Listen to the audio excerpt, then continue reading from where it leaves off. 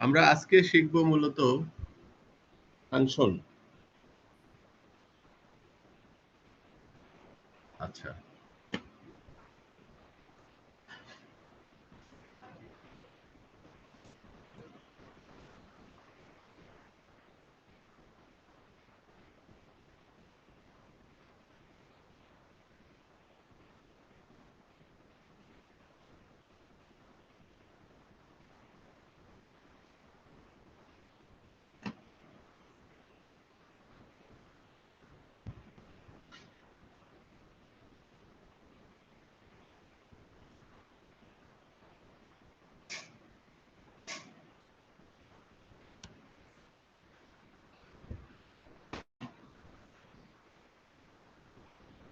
আচ্ছা, ফাংশন আমরা অলরেডি শিখেছি। কিরকম যে আমরা দেখেন এই যে প্রিন্ট যে করি কোনো কিছু, তো কি কি লিখি? PRINT, প্রিন্ট লিখি। এবং তারপরে এরকম যদি স্ট্রিং প্রিন্ট করি তাহলে এরকম ডবল কোট বা সিঙ্গেল কোট দিই এবং ভিতরে কিছু একটা স্ট্রিং দিই, তাহলে কিন্তু সেই স্ট্রিংটা প্রিন্ট করে।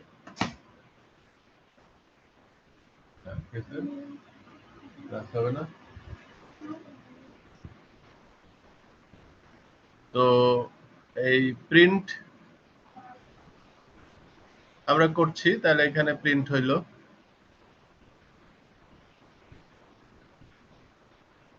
এই প্রিন্টটা একটা ফাংশন।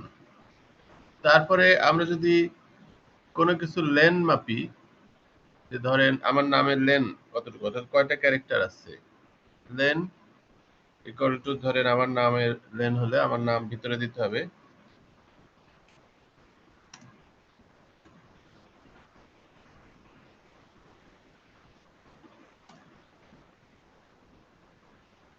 আচ্ছা, তাহলে এই প্রথমে ভিতরের কাজটা আগে হবে, অর্থাৎ লেন মাপবে এবং তারপরে সেটা প্রিন্ট করবে। তো চলেন দেখি। লেন মাপলো, লেন হচ্ছে 14টা, অর্থাৎ 14টা ক্যারেক্টার আছে এখানে স্পেস সহ।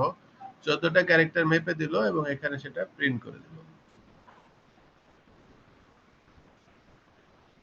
তাহলে এই যে লেন একটা ফাংশন, প্রিন্ট একটা ফাংশন, এই ফাংশনগুলিকে আমরা বলি বিল্ট ইন ফাংশন। অর্থাৎ এই ফাংশনগুলি আমরা তৈরি করিনি, এগুলি পাইথনের মধ্যে অলরেডি তৈরি করা আছে, তাই এগুলি হচ্ছে বিল্ট ইন ফাংশন। তো আমরা নিজেরাও কিন্তু ফাংশন তৈরি করতে পারি। আমরা নিজেরা যখন ফাংশন তৈরি করব, তখন সেটাকে বলা হবে ইউজার ডিফাইন্ড ফাংশন। সেটা আর বিল্ট ইন ফাংশন না। তো আমরা কেন ফাংশন তৈরি করব? ফাংশন তৈরি করার প্রয়োজন কি? তো ধরেন এই যে লেন ফাংশনটা কেন পাইথন তৈরি করে রেখেছে? এই জন্য রেখেছে যে এইটা অনেকেরই প্রয়োজন হবে। আমি যেমন আকসাদুর রহমান লেন মাপলাম, কেউ হয়তো আরেকটা জিনিসের লেন মাপবে, কেউ হয়তো কোনো লিস্টের লেন মাপবে। তাহলে এটা একটা প্রয়োজনীয় জিনিস। তো আপনার মনে করেন একটা ক্যালকুলেটর দরকার, কিংবা আপনার একটা বিশেষ কাজ দরকার, সেই ফাংশনটা তো পাইথন তৈরি করে রাখবে না। তো আপনি যদি সেই ফাংশনটা নিজে তৈরি করে রাখেন, তাহলে এই প্রোগ্রামে সেটা যখনই প্রয়োজন হোক আপনি কিন্তু কল করতে পারবেন। অর্থাৎ বারবার জিনিসটা আপনাকে তৈরি করতে হবে না, একবার তৈরি করে রাখবেন আপনি। এই প্রোগ্রামটা মনে করেন অনেক বড় সফটওয়্যার, এখানে মনে করেন কথার কথা আপনি একটা ট্যাক্স ক্যালকুলেটর বানায় রাখলেন। এখন বিভিন্ন জনের ট্যাক্স মাপার প্রয়োজন হবে, মানে স্যালারি অনুসারে ট্যাক্স ক্যালকুলেশন করার প্রয়োজন হবে। তো সেটা করার জন্য কি বারবার ওই কাজটা করবেন? না করে আপনার এই ইউজার ডিফাইন্ড ট্যাক্স ক্যালকুলেটরটাকে আপনি কল করতে পারবেন। তাহলে আমরা বুঝতে পারলাম যে ফাংশন হলো, এখানে ডেফিনেশন আছে, ডেফিনেশনটা দেখি। A function is a block of code which only runs when it's called. তাহলে এটা একটা ব্লক অফ কোড, এটাকে যখন কল করা হয় তখনই কেবল রান হয়, কল না করলে রান হবে না। ধরেন আমরা এই লেন ফাংশনটাকে যদি কল না করতাম, তাহলে লেন ফাংশনটা জীবনেও রান হতো না, একা একা রান হতো না। তেমনি আমি যে ফাংশনটা লিখবো সেই ফাংশনটাকেও কল করতে হবে। যদি আমরা সেই ফাংশনটাকে কল না করি, তাহলে সেই ফাংশনটা রান হবে না। ইউ ক্যান পাস ডেটা, ফাংশনের মধ্যে আপনি ডেটা পাস করতে পারবেন, known as প্যারামিটার। এই যে ডেটা পাস করছেন এটাকে প্যারামিটার বলা হয়। আচ্ছা, ইনটু এ ফাংশন, মানে একটা ফাংশনের মধ্যে এই ফাংশন ক্যান রিটার্ন ডেটা, এবং ফাংশনও কিন্তু ডেটা রিটার্ন করতে পারে। তো এই যে বললাম বিল্ট ইন ফাংশন কোনটা, প্রিন্ট একটা বিল্ট ইন ফাংশন, লেন একটা বিল্ট ইন ফাংশন, ম্যাক্স এই দুটার মধ্যে ম্যাক্সিমাম নাম্বার কোনটা সেটা ম্যাক্স ফাংশনে মেপে দিবে, এটাও একটা বিল্ট ইন ফাংশন। তারপরে ইনপুট, এই যে আপনি ইনপুট গ্রহণ করেন, সেগুলি এরকম বেশ অনেক বিল্ট ইন ফাংশন পাইথনে আছে। এছাড়াও আপনি ধরেন একটা ফাংশন লিখবেন, তাহলে ফাংশন লেখার নিয়ম কি? আপনি যদি কোনো ফাংশন লিখেন তাহলে সেই ফাংশন লেখার একটা নির্দিষ্ট রুলস আছে। রুলসটা হলো যে প্রথমে আপনাকে দিতে হবে ডেফ, এই যে ডেফ কিওয়ার্ড, ডেফ ডেফ মানে হলো ডেফিনেশন, অর্থাৎ আপনি একটা ফাংশন ডিফাইন করতেছেন, তো সেজন্য ডেফ দিতে হবে। এগুলি আবার খুব কেস সেনসিটিভ এবং খুব মানে ক্যারেক্টার সেনসিটিভ আর কি। আপনি এখন যদি ডেফ এর ডি বড় হাতের দেন তাইলেও কিন্তু হবে না, এরর দিবে। এই যে লাল কালি দিয়ে দিচ্ছে, তো ছোট হাতের ডি দিতে হবে, তো ছোট হাতের ডি দিতে হবে। এগুলিকে কিওয়ার্ড বলে। তো ডেফ কিওয়ার্ডের মাধ্যমে আপনাকে ফাংশন ডিক্লেয়ার করতে হবে। ফাংশনের নাম দিবেন, ডেফ কিওয়ার্ডের দেওয়ার পর আপনার ফাংশনের নাম দিবেন, আপনি যা খুশি নাম দিতে পারেন। তবে নামের মধ্যে আমি ধরেন নাম দিলাম মাই ফাংশন। যদি এই ফাংশনের কাজ অনুসারে ফাংশনের নাম দেওয়া ভালো। যদি ফাংশনের কাজ হয় ট্যাক্স ক্যালকুলেশন করা, তাহলে ফাংশনের নাম হওয়া উচিত ট্যাক্স ক্যালকুলেটর। হ্যালো, শব্দ হচ্ছে? কোথাও থেকে শব্দ হচ্ছে? মিউট করেন। আচ্ছা, যদি ফাংশনের কাজ হয় যোগ করা, তাহলে ফাংশনের নাম হওয়া উচিত অ্যাড, এরকম আর কি। তো যাই হোক, এটার আসলে এটা কোনো তেমন কোনো কাজের উদ্দেশ্যে ফাংশনটা বানানো হয়নি, এমনি ফাংশন বানানোর জন্যই আমরা বানাইছি। তো যার জন্য আমি নাম দিয়েছি মাই ফাংশন। এবং নামের পরে আমাদের এরকম প্যারেনথেসিস দিয়ে শুরু এবং শেষ করতে হবে, এটা হলো ম্যান্ডেটরি জিনিস। এবং তারপরে কোলন দিতে হবে, এবং তারপরে নিচের লাইনে এরকম ট্যাব দিয়ে অর্থাৎ ইনডেন্ট দিয়ে আমাকে কমান্ড দিতে হবে, কোনো ইনস্ট্রাকশন দিতে হবে। কেন ইনডেন্ট দিলাম? অর্থাৎ এই যে ফাংশনের ভিতরে কি কোন ইনস্ট্রাকশন আছে, ফাংশনটা তো আমি এমনি এমনি লিখলাম না, ফাংশন লেখার তো আমার একটা উদ্দেশ্য আছে। তো নিশ্চয়ই এই ফাংশনের আন্ডারে কিছু কমান্ড দিব, কিছু স্টেটমেন্ট দিব, তো যেগুলিকে আমি এই ট্যাব দিয়ে দিব বা ইনডেন্ট দিয়ে দিব, সেগুলি মিন করবে এই ফাংশনের ভিতরে। যেমন করে ইফ এর মধ্যে আমরা ট্যাব দিয়েছিলাম, যেমন করে হোয়াইল এর মধ্যে আমরা ইনডেন্ট দিয়েছিলাম, একইভাবে আমরা দিলাম। আর মনে করেন এখানে আর যদি আমি এখান থেকে সরাই নি, অর্থাৎ এই ট্যাবটা না দিই, না দিয়ে এখানে আবার আমি প্রিন্ট সামথিং দিই, যে অন্য কিছু আমি প্রিন্ট এখানে দিচ্ছি, সেক্ষেত্রে কিন্তু এই প্রিন্টটা আর এই ফাংশনের ভিতরে হবে না, এই প্রিন্টটা তখন ফাংশনের বাইরে হয়ে গেল। আচ্ছা আচ্ছা, তো ফাংশন তো আমরা তৈরি করলাম, এই ফাংশনের কাজ কি? আমি যে ফাংশনটা লিখলাম এই ফাংশনের কাজ আসলে কিছুই না, হ্যালো ফ্রম এ ফাংশন, এটা প্রিন্ট করাই হলো এই ফাংশনটার কাজ। হ্যালো ফ্রম এ ফাংশন, এই লেখাটা প্রিন্ট করাটাই এই ফাংশনের কাজ, কারণ ফাংশনের মধ্যে একটাই স্টেটমেন্ট দিয়েছি। আমি ইচ্ছা করলে আরো 10টা স্টেটমেন্ট দিতে পারতাম, তো দিই নাই, খুব ছোট্ট একটা ফাংশন বানিয়েছি যার কাজ হলো hello from a function print করা। তো চলেন রান করি। কই, হ্যালো ফ্রম এ ফাংশন তো প্রিন্ট করছে না, কেন করছে না কেউ বলতে পারবেন? কল করা হয় না এই ফাংশনটাকে। ফাংশনটা কল করতে হবে। হ্যাঁ, তার মানে এই যে এখানে বলা হলো যে function can which only run when it is called, তার মানে কল যদি না করেন এই ফাংশনটাকে, তাহলে ও রান করবে না।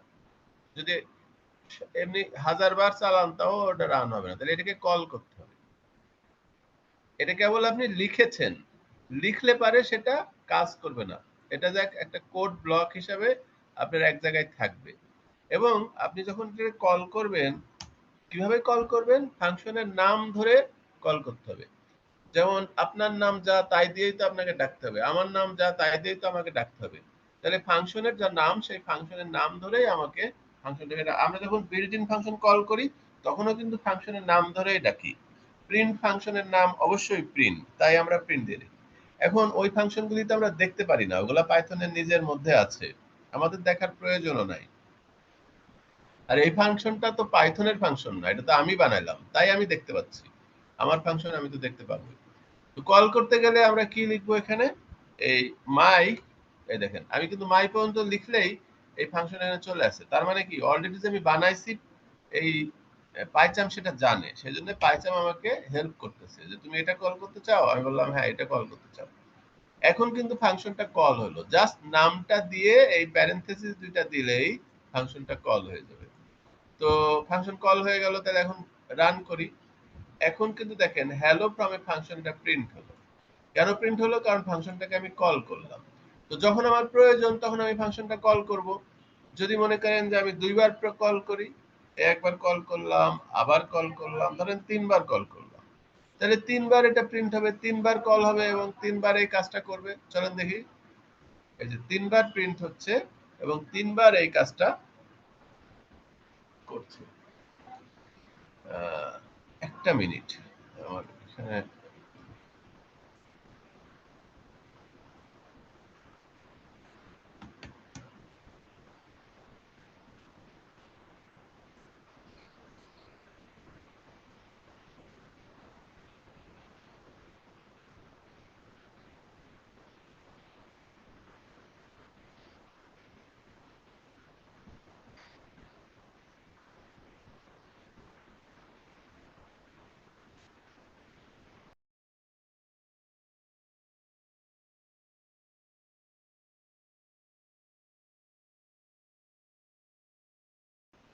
সরি। তো যেখানে ছিলাম, তাহলে আপনারা নিশ্চয়ই বুঝতে পারলেন যে কিভাবে ফাংশন কল করতে হয় এবং কিভাবে ফাংশন লিখতে হয় এবং কিভাবে ফাংশন কল করতে হয়। তো ফাংশনটা তো ধরেন এখন আপনি প্ল্যান করলেন যে আমি একটা যোগের ফাংশন লিখবো। কিরকম? যে আমি একটা ফাংশন লিখবো যে ফাংশনের কাজ হবে দুইটা সংখ্যাকে যোগ করবে এবং এই দুইটা সংখ্যা ইউজার পাঠাবে। আচ্ছা, এটা একটু পরে দেখি, আমরা এই স্লাইডের মধ্যেই আছে।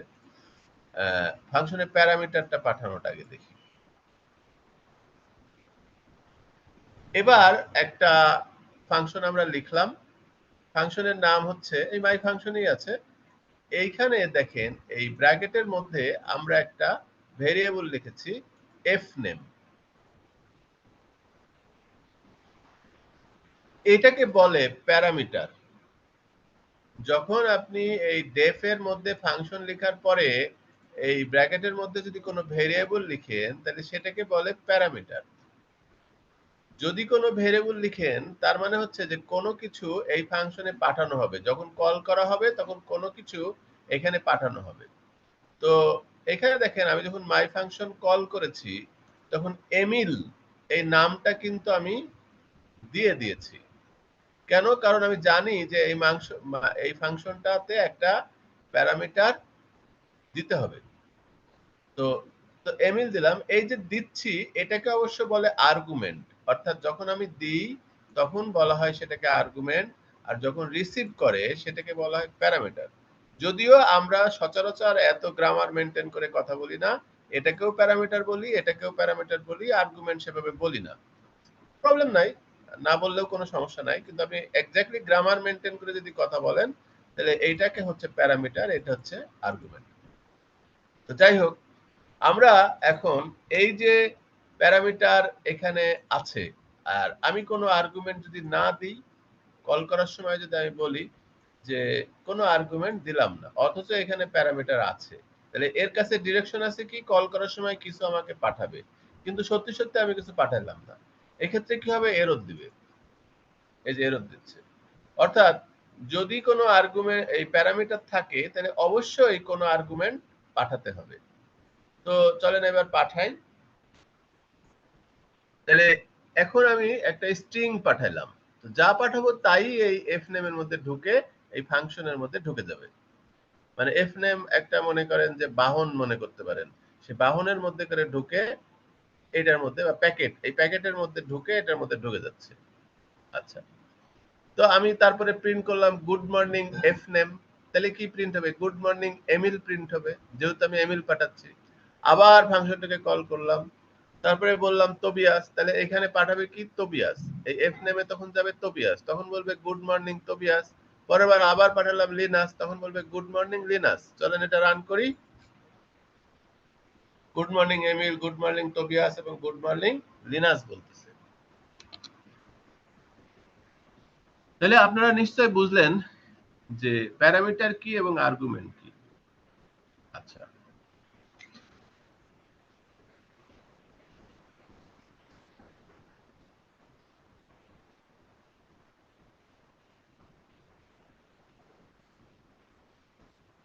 আমরা চাইলে একটা ফাংশনের মধ্যে একাধিক প্যারামিটারও পাঠাতে পারি, এমন না যে একটাই পাঠাতে হবে। দেখেন এইখানে আমরা ফাংশনের মধ্যে এমিল আর রেফনেস, এই যে অ্যাশ কালারে এফ নেম এল নেম লিখছে, এগুলি পাইচা মাতব্বরি করে দিচ্ছে আর কি। এগুলি আসলে অন্য এতে নাও আসতে পারে, আমাদের জুপিটার নোটবুকে এরকম আসে না। তো যাই হোক, পাইথনের আগের ভার্সনও আসছিল না, নতুন ভার্সন ইনস্টল করার পরে দেখি যে এই কিসের মধ্যে করে যাচ্ছে সেটাও বলে দিচ্ছে। তো এগুলি আমরা ইগনোর করি। আমরা দেখি যে এমিল আর রেফনেস এই দুইটা নাম আমরা পাঠাচ্ছি মাঝখানে কমা দিয়ে। এমিলটা যাচ্ছে কোথায়? এফ নেমে। সেটাই বলতেছে যে এমিলটা এফ নেমে যাচ্ছে আর রেফনেসটা এল নেমে যাচ্ছে। রেফনেসটা যাচ্ছে কোথায়? এল নেমে। তাহলে এখানে একাধিক প্যারামিটার আমি ডিক্লেয়ার করেছি, অর্থাৎ বলেছি যে এই ফাংশনটা যখন কল হবে তখন দুইটা প্যারামিটার এর মধ্যে ঢুকবে। এখন আমি দুইটা প্যারামিটার বললাম, অথচ এখানে আমি একটা প্যারামিটার পাঠাইলাম, তাহলেও কিন্তু আমার এরর হবে। দেখেন আমি এটা যদি রান করি, আমার এখানে এরর দিচ্ছে। তার মানে কি, প্যারামিটার এবং আর্গুমেন্টের সংখ্যা কিন্তু সেম হতে হবে, এটাও একটা রুলস।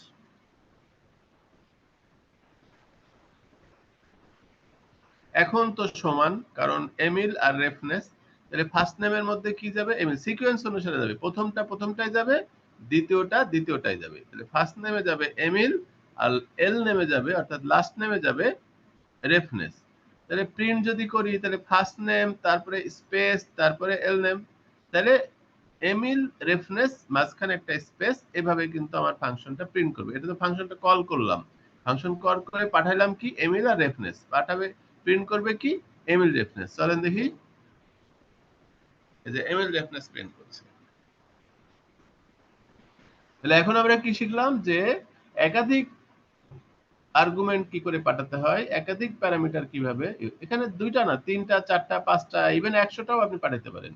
কিন্তু অবশ্যই যতগুলি প্যারামিটার হবে পাঠানোর সময় ততগুলি আমাকে, এখন আমি তো ফরনাথিক পাঠাবো না, আমার প্রয়োজন অনুসারে আমি পাঠাবো। তো এইটুকু যেহেতু বুঝে গেছি, এবার আমরা যোগের একটা ফাংশন বানাইতেই একটা পারি। প্রশ্ন ছিল স্যার। বলেন। স্যার প্রিন্টের মধ্যে অ্যাপ নেম আর এল নেমের মাঝখানে যে আমরা দিছি এই স্ট্রিং এর জন্য যেটা ইউজ করি, হ্যাঁ, এটা কি নিয়ম এভাবে দিতে হয়? মানে কি দিছি? এই যে স্পেস। জি জি, স্পেস। হ্যাঁ, স্পেসটা কি স্ট্রিং না? জি জি স্পেসটা তো স্ট্রিং নাকি? জি স্যার। আচ্ছা, তো স্ট্রিং হলে তো আমাকে অবশ্যই ডবল কোট দিয়ে ঘিরে দিতে হবে। স্ট্রিং মানেই তো ডবল কোট দিয়ে ঘিরে দিতে হবে, তাই না? তো জি স্যার। আমি এই ডবল কোট দিয়ে স্ট্রিংটা দিলাম, আর এই প্লাস দিলাম কারণ এটা একটা ভেরিয়েবলের সাথে স্ট্রিংকে আমি যোগ করছি। যদি প্লাস না দিতাম তাহলে এখানে একটা এরর হতো। এটাই সিনট্যাক্স, যে কোনো স্ট্রিং এ আপনি এই জিনিসটা এভাবে নাও দিতে পারতেন।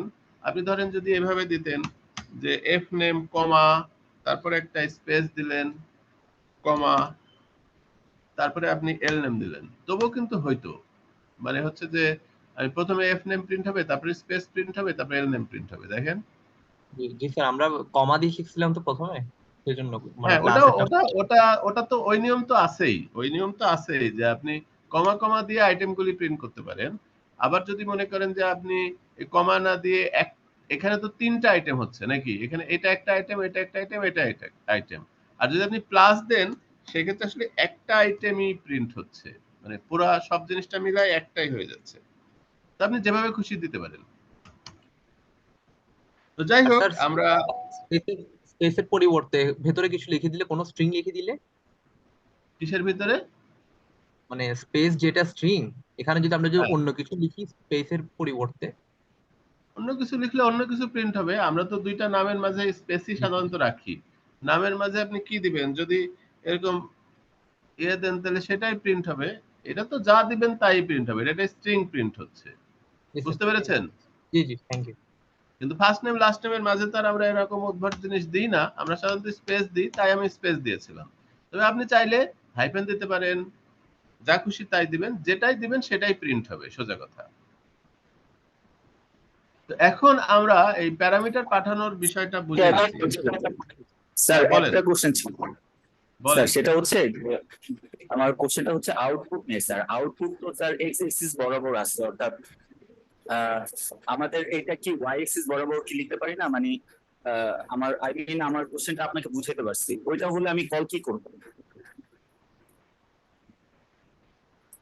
আউটপুটটা এক্স অ্যাক্সিস বরাবর আছে, জি, আমি ঠিক এটা বুঝি আমি নাই। ওয়াই এক্স এক্সিস অ্যাক্সিস বরাবর নিতে চাচ্ছি। মানে ফার্স্টে হচ্ছে ইমেল, তারপর হচ্ছে কি আর এফ, দেন হচ্ছে আরেকটা, দেন আরেকটা, মানে নিচে নিচে নিচে। এটা সো তো এক্স অ্যাক্সিস ওয়াই অ্যাক্সিস না। আপনি বলেন যে আমি লাইন প্রিন্ট করতে চাচ্ছি, এই এক্সাক্ট এমিলের পরে এক্সাক্ট একটা লাইন প্রিন্ট করতে চাচ্ছি, এই তো? জি জি জি। হ্যাঁ, তো এমিলের পরে লাইন প্রিন্ট করতে চাইলে আপনি এখানে লাইন দেন। আপনি এখানে লাইন কিভাবে দিতে হয়? ব্যাকস্ল্যাশ এন দিলে লাইন দেয়। বুঝতে পেরেছেন? ব্যাকস্ল্যাশ এন মানে হচ্ছে লাইন। এটা লাইন ক্যারেক্টারের সিম্বল হলো এটা। আমি তো আর এন্টার দিতে পারি না। হ্যাঁ, স্যার ক্লিয়ার, আউটপুটটা একটু দেখতে চাই। আউটপুট আপনি যা চাইলেন তাই হবে। হ্যাঁ, thank you sir, thank you. Okay, welcome. মানে উনি যেটা বললেন যে আমি যদি লাইন প্রিন্ট করতে চাই তাহলে কি করব? আমি এমিলের পরে একটা লাইন প্রিন্ট করতে চাচ্ছি। তো লাইন প্রিন্ট করতে চাইলে লাইন ক্যারেক্টারটা দিবেন। এইটা মানে হলো লাইন ক্যারেক্টার। সো লাইনটা দেওয়া মানে সে একটা নতুন একটা লাইন প্রিন্ট করবে। আচ্ছা, তো এখন আমরা বুঝেই গেছি যে প্যারামিটার কিভাবে পাঠাতে হয়, আর্গুমেন্ট কিভাবে পাঠাতে হয় এবং প্যারামিটারে কিভাবে সেগুলি রিসিভ হয়। এটা যেহেতু বুঝছি সেহেতু আমরা এখন কিন্তু একটা যোগের একটা ফাংশন লিখতে পারি। ধরেন অ্যাড নামে আমরা একটা ফাংশন লিখলাম। তারপরে কি করলাম, এখানে এখানে তো নাম্বার পাঠাবে, তাই না? তাইলে আমি নাম অন দিই, মানে মিনিংফুল দিই ভেরিয়েবল এগুলোর নাম। এখানে দিলাম নাম 2। প্রিন্ট করার সময় আমি এখন কি করতে পারি? নাম 1 প্লাস নাম 2। তার মানে এই যে ভেরিয়েবল দুইটা আসবে সেই ভেরিয়েবল দুইটা এখন এই যোগ হয়ে যাবে, যোগ হয়ে প্রিন্ট হবে।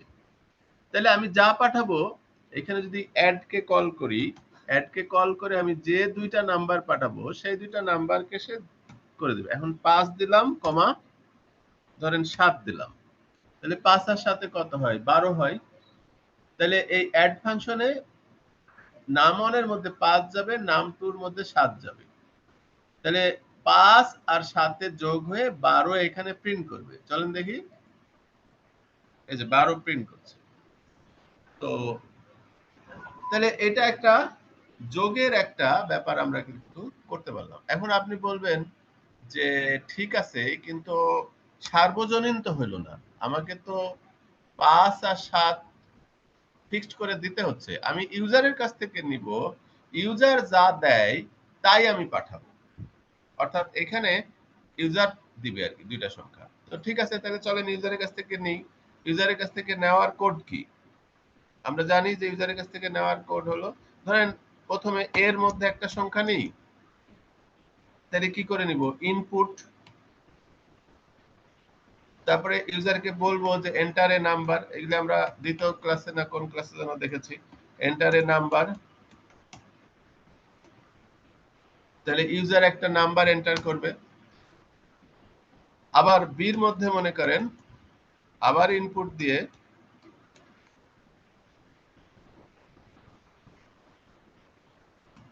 এন্টার অ্যানাদার নাম্বার, তাহলে আবার আরেকটা নাম্বার দিবে, তারপরে সেটা বির মধ্যে যাবে। তো এবার আমি এ কে আর বি কে পাঠাবো। আমি 5 7 কে না পাঠায়ে আমি পাঠাবো এ কে আর বি কে। তাহলে ইউজার যা দিচ্ছে তাই আমার পাঠানো হচ্ছে। এখানে একটু ভুল লিখলাম, কি আরো একটা কিছু করতে হবে। কি করতে হবে কেউ বলতে পারেন? ইন্টিজারে কনভার্ট করেন। ভেরি গুড, ইন্টিজারে কনভার্ট করতে হবে, কারণ এটা বাই ডিফল্ট আমি যতই নাম্বার দিই বাই ডিফল্ট সে স্ট্রিং যাবে। সো আমাকে এটা ইন্টিজারে কনভার্ট করে দিতে হবে। তো চলেন করি, এটাকেও ইন্টিজারে কনভার্ট করলাম, এটাকেও ইন্টিজারে কনভার্ট করলাম।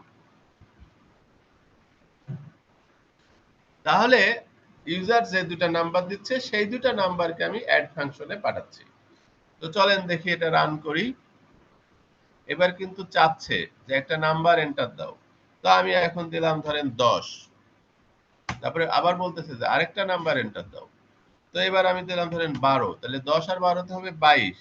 এন্টার যখন দিচ্ছি তখন এই এ আর বি এর মধ্যে 10 আর 12 ইনসার্ট করে এই অ্যাড ফাংশনে পাঠাচ্ছে। অ্যাড ফাংশনে আবার নামনের মধ্যে 10 রিসিভ করছে, নামটার মধ্যে 12 রিসিভ করছে, করে এটা প্রিন্ট করে আমাকে দেখাই দিচ্ছে 22।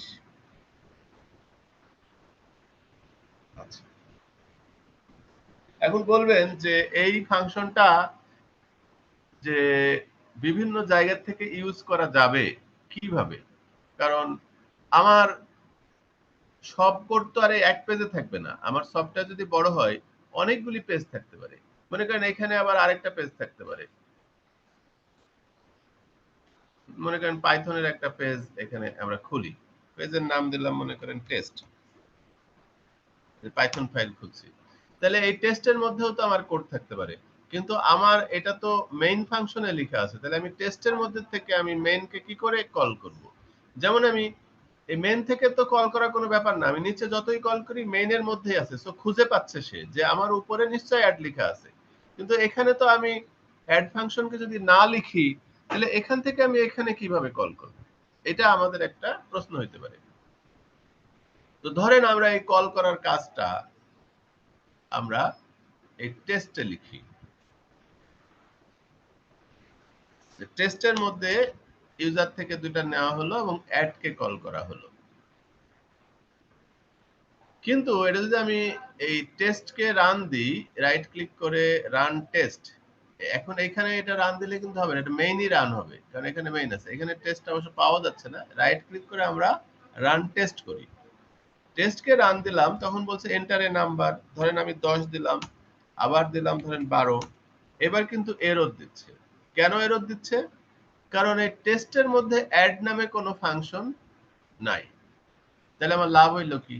আমি তো অন্য পেজ থেকে ওটাকে আমি অ্যাক্সেস করতে চাই, তা না হলে আমার তো ফাংশনের যে বৈশিষ্ট্য বললাম যে এক জায়গায় লিখবো আর বিভিন্ন জায়গা থেকে কল করবো, সেটা তো হচ্ছে না।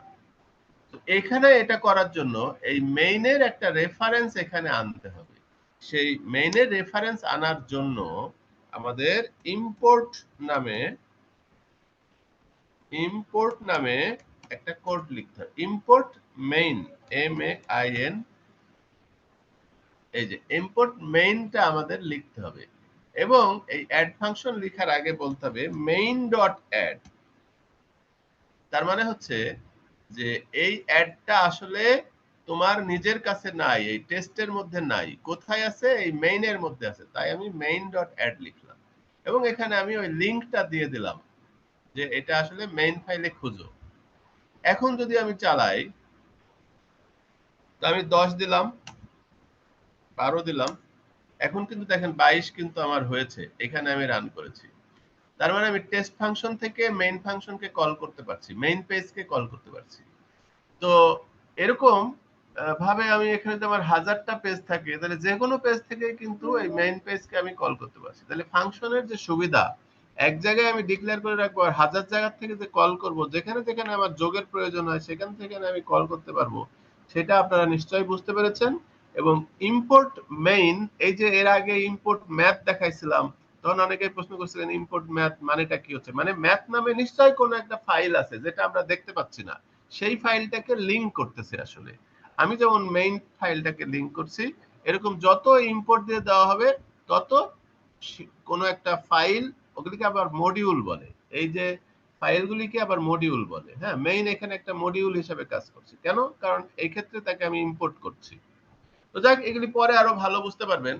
তো এখন আমরা এই যে ফাংশন কি, ফাংশনের প্যারামিটার কি, আর্গুমেন্ট কি, ফাংশন কিভাবে কল করতে হয় এবং একটা ফাংশনের উপকারিতা কি, ফাংশন যে বারবার ইউজ করা যায়, বিভিন্ন পেজ থেকে ইউজ করা যায়, এই জিনিসগুলি নিয়ে আলাপ করলাম। কোনো একটা বিষয় যদি আপনাদের না বোঝার থাকে আমাকে প্রশ্ন করবেন। আমার একটা কোশ্চেন ছিল বলেন। যে আমরা মেইন এন্ড টেস্ট দুটাই এক জায়গা থেকে কল করছি। আমার কোশ্চেন হলো, যদি মেইন ডট পাই এই ফাইলটা অন্য কোনো ফোল্ডারের মধ্যে থাকে, তাহলে কি এভাবে কল করলেই পাওয়া যাবে, ইম্পোর্ট করলেই? মানে একই প্রজেক্টে নাকি অন্য প্রজেক্টে? যে একই প্রজেক্টে বাট ফোল্ডার আলাদা। না, ফোল্ডার আলাদা হলে ফোল্ডারটা তখন বলে দিতে হবে আপনাকে, ওই ফোল্ডার ডট বলতে হবে। ধরেন আপনার এ ফোল্ডারে আছে এ ডট মেন, এভাবে বলতে হবে, পাতটা সহ বলতে হবে। হ্যাঁ, তো ওটা পাওয়া যাবে, ওইটা নিয়ে চিন্তা করেন না। সব তো আর আপনার এই একই ফোল্ডারে রাখবে না, বিভিন্ন ফোল্ডারে থাকেই, তখন ওই পাতটা ডট দিয়ে বলে দিতে হয়। আচ্ছা, আমরা তাহলে আমাদের যেখানে ছিলাম, মেইন পেজে ছিলাম আমরা। এই তখন কি এখানে ফাংশন কল করার সময় এ ডট মেইন দিয়ে কল করতে হবে? না, তখন এ ডট মেইন দিয়ে কল করতে হবে না, তখন ওটার একটা রিনেম করে নেবেন। রিনেম, আমরা তো এখানে রিনেম করি নাই, অ্যাজ দিয়ে আমরা কিন্তু ওইটা এখানে, দেখাইলে ভালো হতো। এই যে অ্যাজ, অ্যাজ দিয়ে আপনি এটা রিনেম করবেন, ধরেন এম নামে রিনেম করবেন, তখন এটারে এম ডট দিবেন, এম ডট দিবেন। ওটা আপনার মডিউল প্যাকেজ এইগুলি যখন করবেন তখন ডিটেলস বুঝতে পারবেন। হ্যাঁ, তো আমরা ওইদিকে আর না যাই, কারণ আমাদের আজকের ক্লাসে থাকি। ওটা আসলে কিভাবে মডিউল বানায়, কিভাবে প্যাকেজ বানায়, প্যাকেজের আবার ইয়ে কি আছে, এটা আরেকটা মনে করেন অধ্যায়, আরেকটা চ্যাপ্টার।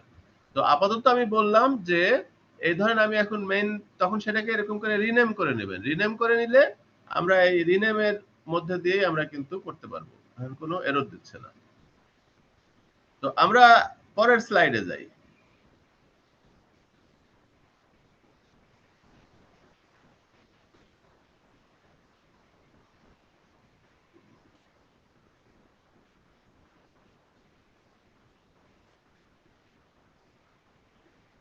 এখন এরা বলছে যে এই ফাংশনে মূলত আমরা কি করি, ফাংশনে মূলত আমরা এইভাবে কিন্তু ফাংশনকে কল করি না, আমরা ফাংশনকে কল করি এইভাবে।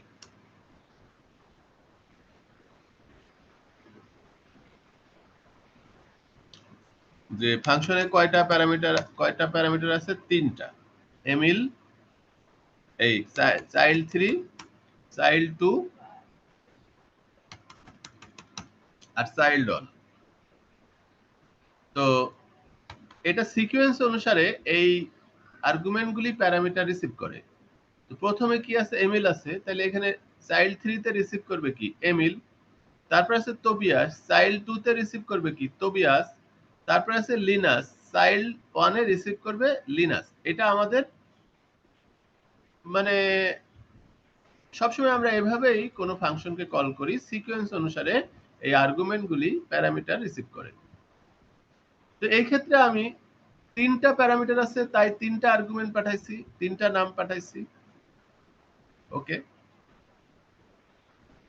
তারপরে আমি আবার ফাংশনের ভিতরে একজনকেই খালি প্রিন্ট করছি, চাইল্ড 3। অসুবিধা নাই, আমার যেগুলি আমি এখানে আসবে, ঢুকবে, সবগুলিকে যে আমার প্রিন্ট করতে হবে বা সবগুলি নিয়ে যে আমার কাজ করতেই হবে এমনও কিন্তু কোনো মানে নাই। তবে এরকম জিনিস বোকামি হবে, আপনি একটা জিনিস পাঠাইলেন অথচ সেটা ইউজ করলেন না, তাহলে আমার পাঠানোর দরকার কি ছিল? তখন এটা মুছে দিতাম। তো যাই হোক, আমরা যদি পাঠাই তাতে কোনো এরর হবে না, ইউজলেস হলো আর কি। যাই হোক, তো তিনটা জিনিস আমি তিনটা প্যারামিটারে করে ও রিসিভ করবে, করে আমি খালি চাইল্ড 3 কে প্রিন্ট দিচ্ছি, এই দুটোকে প্রিন্ট দিচ্ছি না, তাতে অসুবিধা নাই। তাহলে দ্য ইয়ংগেস্ট চাইল্ড নাম হবে কি? এমিল, কারণ চাইল্ড 3 এর মধ্যে এমিল যাচ্ছে এবং চাইল্ড 3 কেই আমি প্রিন্ট করছি। চলেন দেখি।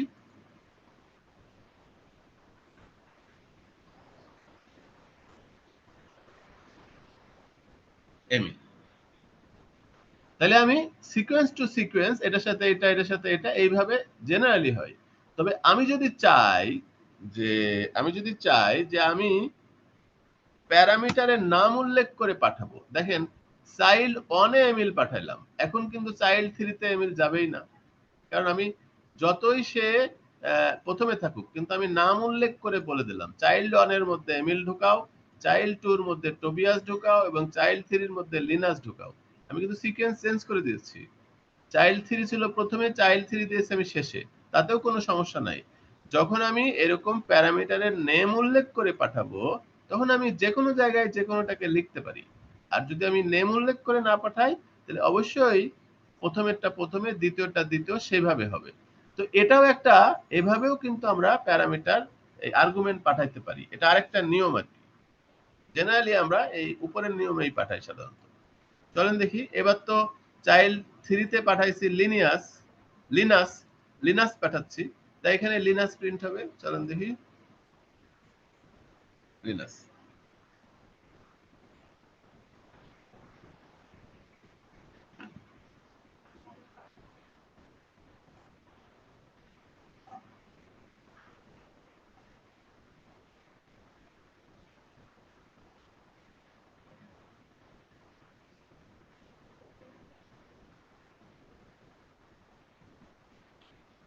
এখন দেখেন যে এখানে আমরা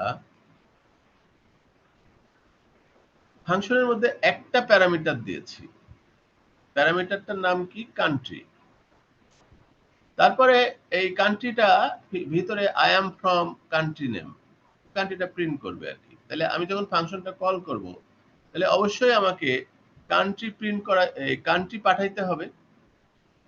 আচ্ছা, তো ফাংশনটা আমি 4 বার কল করেছি। এই যে মাই ফাংশন, মাই ফাংশন, মাই ফাংশন, মাই ফাংশন।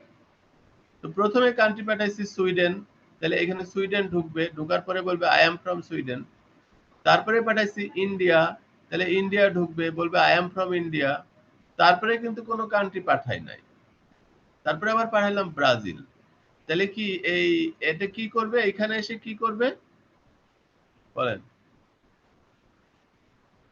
এখানে সে তার এখানে রিলোড কি দিবে। আই এম এরর দিবে? এরর দিবে, এরর দিবে, হ্যাঁ, দেওয়া নাই। কারণ অবশ্যই আমাকে কান্ট্রি পাঠাতে হবে, আর্গুমেন্ট দিতে কিন্তু হবে। আর্গুমেন্ট দিতে হবে। তো আর্গুমেন্ট এখানে দিই নাই, তাই এখানে এরর হবে। চলেন দেখি, রান করি। এই যে দেখেন এরর হলো। কিন্তু মজার ব্যাপার দেখেন, আমার কিন্তু সুইডেন এবং ইন্ডিয়া সেটা কিন্তু প্রিন্ট হয়েছে। তার মানে যেখানে এররটা পড়েছে সেখানে এসে এরর দিয়েছে। ইন্টারপ্রেটার এবং কম্পাইলার সম্পর্কে যাদের ধারণা আছে ভালো, যাদের নাই এখন একটু ক্লিয়ার হবে ধারণাটা। যদি এই পাইথনের তো ইন্টারপ্রেটার আপনারা জানেন, পাইথনের আহ, যে কি বলবো ইঞ্জিনটা আছে, যে আসলে মেশিন কোডে কনভার্ট করে, এগুলি তো মেশিন কোড না, এগুলি হাই লেভেল কোড বলি আমরা। আমরা তার মেশিন কোডে লিখতে পারবো না, তাই না? 0101 এ কি কোড লিখতে পারবো? পারবো না। যদি লিখতে হতো তাহলে আর আমরা কেউ প্রোগ্রামিং শিখতাম না। কিন্তু মেশিন তো আলটিমেটলি এই হাই লেভেল, এই মাই ফাংশন, ব্রাজিল, সুইডেন এসব কিছুই বোঝে না। মেশিনকে কিন্তু এটাকে কনভার্ট করে মেশিন কোডে দিয়ে দিতে হয়। সেই কনভার্টের দায়িত্বে কে আছে? একজন দোভাষী আছে। পাইথনে যে দোভাষী থাকে সেই দোভাষীকে বলা হয় ইন্টারপ্রেটার। আর অন্য ল্যাঙ্গুয়েজে যেমন সিতে বা সি প্লাস প্লাসে, জাভাতে, ওগুলিতে কিন্তু থাকে কম্পাইলার। ওদের টাইপ হলো কম্পাইলার। পার্থক্য কি? কম্পাইলার কি করে, যে পুরো কোডটা আগে দেখে সব ঠিকঠাক আছে কিনা। কোনো জায়গায় যদি এরর হয়, এই কোডের একটা লাইনও চলবে না। অর্থাৎ এখানে যদি 1000 লাইনের কোড থাকে, 999 লাইনে গিয়ে যদি এরর থাকে, তাহলে প্রথম কোডটাও চলবে না। সে আগে কিন্তু পুরো কোডটা দেখে, চেক করে দেখে কোথাও এরর আছে কিনা। যদি এরর থাকে কোনো কোড চলবে না, বলবে এরর ঠিক করো, তারপর চলবে। কিন্তু ইন্টারপ্রেটার আবার তা না। Interpreter line by line code run করে। ধরেন এখানে এরর আছে, তাতে কি, এই দুটাতে তো কোনো এরর নাই, সো এগুলি কিন্তু ঠিকই চললো। এটা হলো 1 নম্বর কথা, ইন্টারপ্রেটারের সাথে কম্পাইলারের পার্থক্য। 2 নম্বর কথা হচ্ছে যে ইন্টারপ্রেটার সরাসরি এই কোডকেই এক্সিকিউট করে মেশিন কোড বানায় এবং আউটপুট বানায়। কিন্তু কম্পাইলার কিন্তু এই কোড থেকে একটা বাইট কোড বা একটা exe টাইপের জিনিস কিন্তু বানায়। বানানোর পরে যখন রান করে সে exe টাকে রান করে। সেজন্য কম্পাইলার অনেক ফাস্ট হয়। exe টাকে সবসময় রান করে। আর কোনো অবজেক্ট কোড বা বাইট কোড মধ্যবর্তী কোনো কিছু কিন্তু বানায় না ইন্টারপ্রেটার। সেজন্য ইন্টারপ্রেটারের জন্য সোর্স কোড সবসময় রাখতে হয়। অর্থাৎ ওপেন সোর্স টাইপের যেগুলি আছে সেগুলিই ইন্টারপ্রেটার, কারণ সোর্স কোড ছাড়া এ চলবেই না। কিন্তু কম্পাইলারের ক্ষেত্রে আপনি সোর্স কোড থেকে আপনি বাইট কোডে কনভার্ট করে সেই বাইট কোডটাও যদি হোস্ট করেন তবুও কিন্তু চলবে। তো যাক, অনেক কথাই বললাম, আপনারা নিশ্চয়ই ধারণা পেলেন। এইখানে ইন্টারপ্রেটার এবং কম্পাইলারের মধ্যে সবথেকে বড় পার্থক্য যেটা, যে কম্পাইলার 999 লাইনের কোড থাকলেও চলবে না যদি ভুল থাকে, আর ইন্টারপ্রেটারে লাইন বাই লাইন করে যেখানে গিয়ে ভুল থাকে সেখানে গিয়ে এরর দিবে, তার আগের গুলা চলবে। তা কিন্তু দেখতেই পাচ্ছেন আপনারা। আচ্ছা, এখন আমরা এটাকে ম্যানেজ করতে পারি। এই যে কান্ট্রির এইটা যে কোনো কিছু, কেউ ধরেন আপনার কথা হলো যে কেউ এরকম ভুল করতেই পারে, হয়তো মাই ফাংশনে কোনো আর্গুমেন্ট দিচ্ছে না, তাহলে সেজন্য আমি তাকে এরর দিচ্ছি, এইটা করব না, সামহাও আমি ম্যানেজ করব। সেই ম্যানেজ করাটা এভাবে করা যায়। সেটা কি? ইকুয়াল টু, মনে করেন নরওয়ে দিলেন বা আপনি নট ফাউন্ড দিলেন। এর মানে হলো যে যখন সে ভেরিয়েবল পাঠাবে তখন সেই ভেরিয়েবলটা প্রিন্ট হবে। যদি ভেরিয়েবল না পাঠায়, অর্থাৎ আর্গুমেন্ট না পাঠায়, তখন আমরা এই ডান পাশ থেকে নট ফাউন্ড নিয়ে এটার মধ্যে ঢুকাই, তারপরে দেব।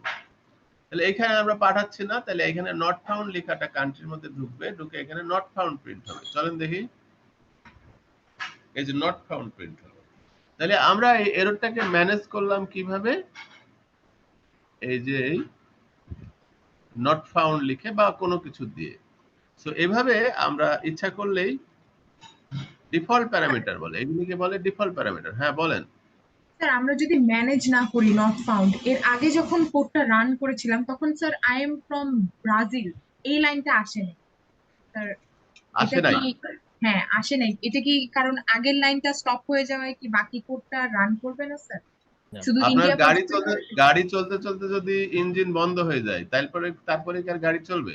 না না না আসলে সেরকমই ব্যাপারটা। মনে করেন ঢাকা থেকে চিটাগাং যাচ্ছে, জি এখন স্যার। ঢাকা থেকে সব সুন্দর মতো গেল, এখন কুমিল্লাতে গিয়ে মানে একটা ইঞ্জিনে প্রবলেম হয়েছে, আর তো আগাবে না। সো যেখানে জি সে প্রবলেম হয়ে যাবে সেখানে স্টপ হয়ে যাবে, আর সামনের দিকে আগাবে না। Thank you sir.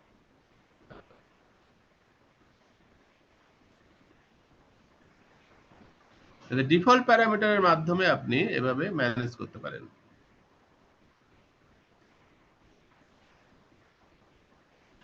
আচ্ছা, এতক্ষণ এই যে ধরেন আমি এতগুলি মুছে ফেলি, একটাই রাখি, ধরেন একটাই একবারই কল করলাম, এটারে সুইডেন পাঠালাম এবং সুইডেন এখানে গেল এবং সুইডেনটা প্রিন্ট হলো, তাই তো হবে? এই যে তাই হচ্ছে। আচ্ছা, এই ফাংশনটা যখন কল হচ্ছে, এই মাই ফাংশনটা যখন কল হচ্ছে, তখন একটা আর্গুমেন্ট কিন্তু যাচ্ছে এবং প্যারামিটার হিসাবে রিসিভ হচ্ছে। কিন্তু এই মাই ফাংশনের ভিতর থেকে, এটা মনে করেন একটা কোড ব্লক, এটা একটা আলাদা কোড ব্লক, এটা আমরা এখানে রেখেছি, এটা অন্য কোনো পেজেও থাকতে পারতো। আচ্ছা, এ কিন্তু এই ফাংশনটা কিন্তু কোনো কিছু রিটার্ন করতেছে না, কোনো কিছু একে রিটার্ন করতেছে না, রিটার্ন করতেছে না।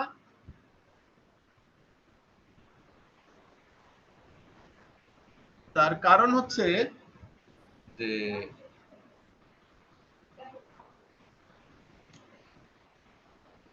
একটা মিনিট, হ্যাঁ এক মিনিট।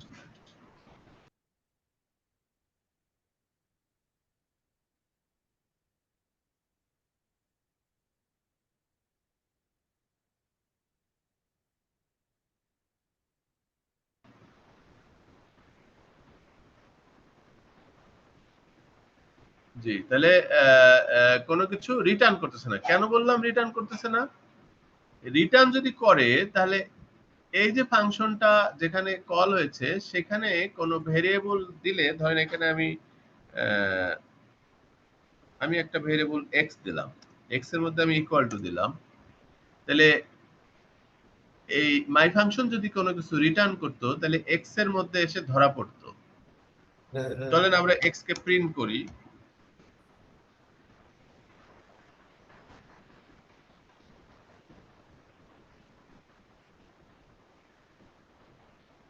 দেখেন এখানে কিন্তু নান আসছে, তার মানে এই এক্স এর মধ্যে কিছু পাই নাই, এক্স এর মধ্যে কোনো কিছু পাই নাই, এখান থেকে কোনো কিছু রিটার্ন করে নাই। আচ্ছা, আমরা চাইলে তাহলে রিটার্ন করে নাই, তাহলে এই আই এম ফ্রম সুইডেন দেখাচ্ছে কি করে? ওই ফাংশনের মধ্যেই জিনিসটা প্রিন্ট হয়ে গেছে। আমরা চাইলে এই আই এম ফ্রম সুইডেন এটাকে ফাংশনের মধ্যে প্রিন্ট না করে রিটার্ন করা যেতে পারতাম। কিরকম? কারণ এখানে প্রিন্ট করাবো না, রিটার্ন কিওয়ার্ডের মাধ্যমে আমি এই আই এম ফ্রম সুইডেন, এটার মানে তো আই এম ফ্রম সুইডেন, মানে সুইডেন মানে এই সুইডেন পাঠাচ্ছে, তাহলে এই রিটার্ন কিওয়ার্ডের মাধ্যমে আমি কিন্তু এটাকে এই এক্স এর মধ্যে পাবো এখন। তারপরে এই এক্সটাকে আমি এখানে প্রিন্ট দিচ্ছি, চলেন দেখি। এই দেখেন আই এম ফ্রম সুইডেন, তাহলে আই এম ফ্রম সুইডেন কিন্তু আমি এই ফাংশনের মধ্যে কল করি নাই, এই প্রিন্ট করি নাই, আমি প্রিন্ট করছি আমার এই যে মেইন জায়গায় বডিতে। তাহলে আই এম ফ্রম সুইডেন তো লেখা আছে ফাংশনের মধ্যে, তাহলে আমি এখানে পাচ্ছি কেন? কারণ এই আই এম ফ্রম সুইডেনকে রিটার্ন করেছে ফাংশন, সেই রিটার্নটা আমি যখন কল করেছি তখন একটা ভেরিয়েবলে ধরে নিয়েছি, নিয়ে তারপরে সেই রিটার্নটাকে কল প্রিন্ট করলাম। তার মানে জেনারেলি ফাংশন কিন্তু সবসময় রিটার্নই করে, কোনো কিছু ফাংশন রিটার্ন করে, কারণ ফাংশন তো একটা নির্দিষ্ট কাজের জন্য আপনি ফাংশন লিখবেন, নির্দিষ্ট কাজের জন্য ফাংশন লিখলে সেই ফাংশনের কাজ যখন শেষ হবে তো তার তো একটা আউটপুট হবে, যে আউটপুটটা আপনি আবার দেখতে চান, সেই আউটপুটটা সে রিটার্ন করে দেয়, সেই আউটপুটটা আপনি নিয়ে সেটা আপনি প্রিন্টও করতে পারেন, প্রিন্ট না করে অন্য কিছুও করতে পারেন, সেটা আপনার ব্যাপার। কিন্তু এইভাবে ফাংশন রিটার্ন কিওয়ার্ডের মাধ্যমে ফাংশনের আউটপুটকে রিটার্ন করে। এই বিষয়টা বুঝতে পারলেন কিনা?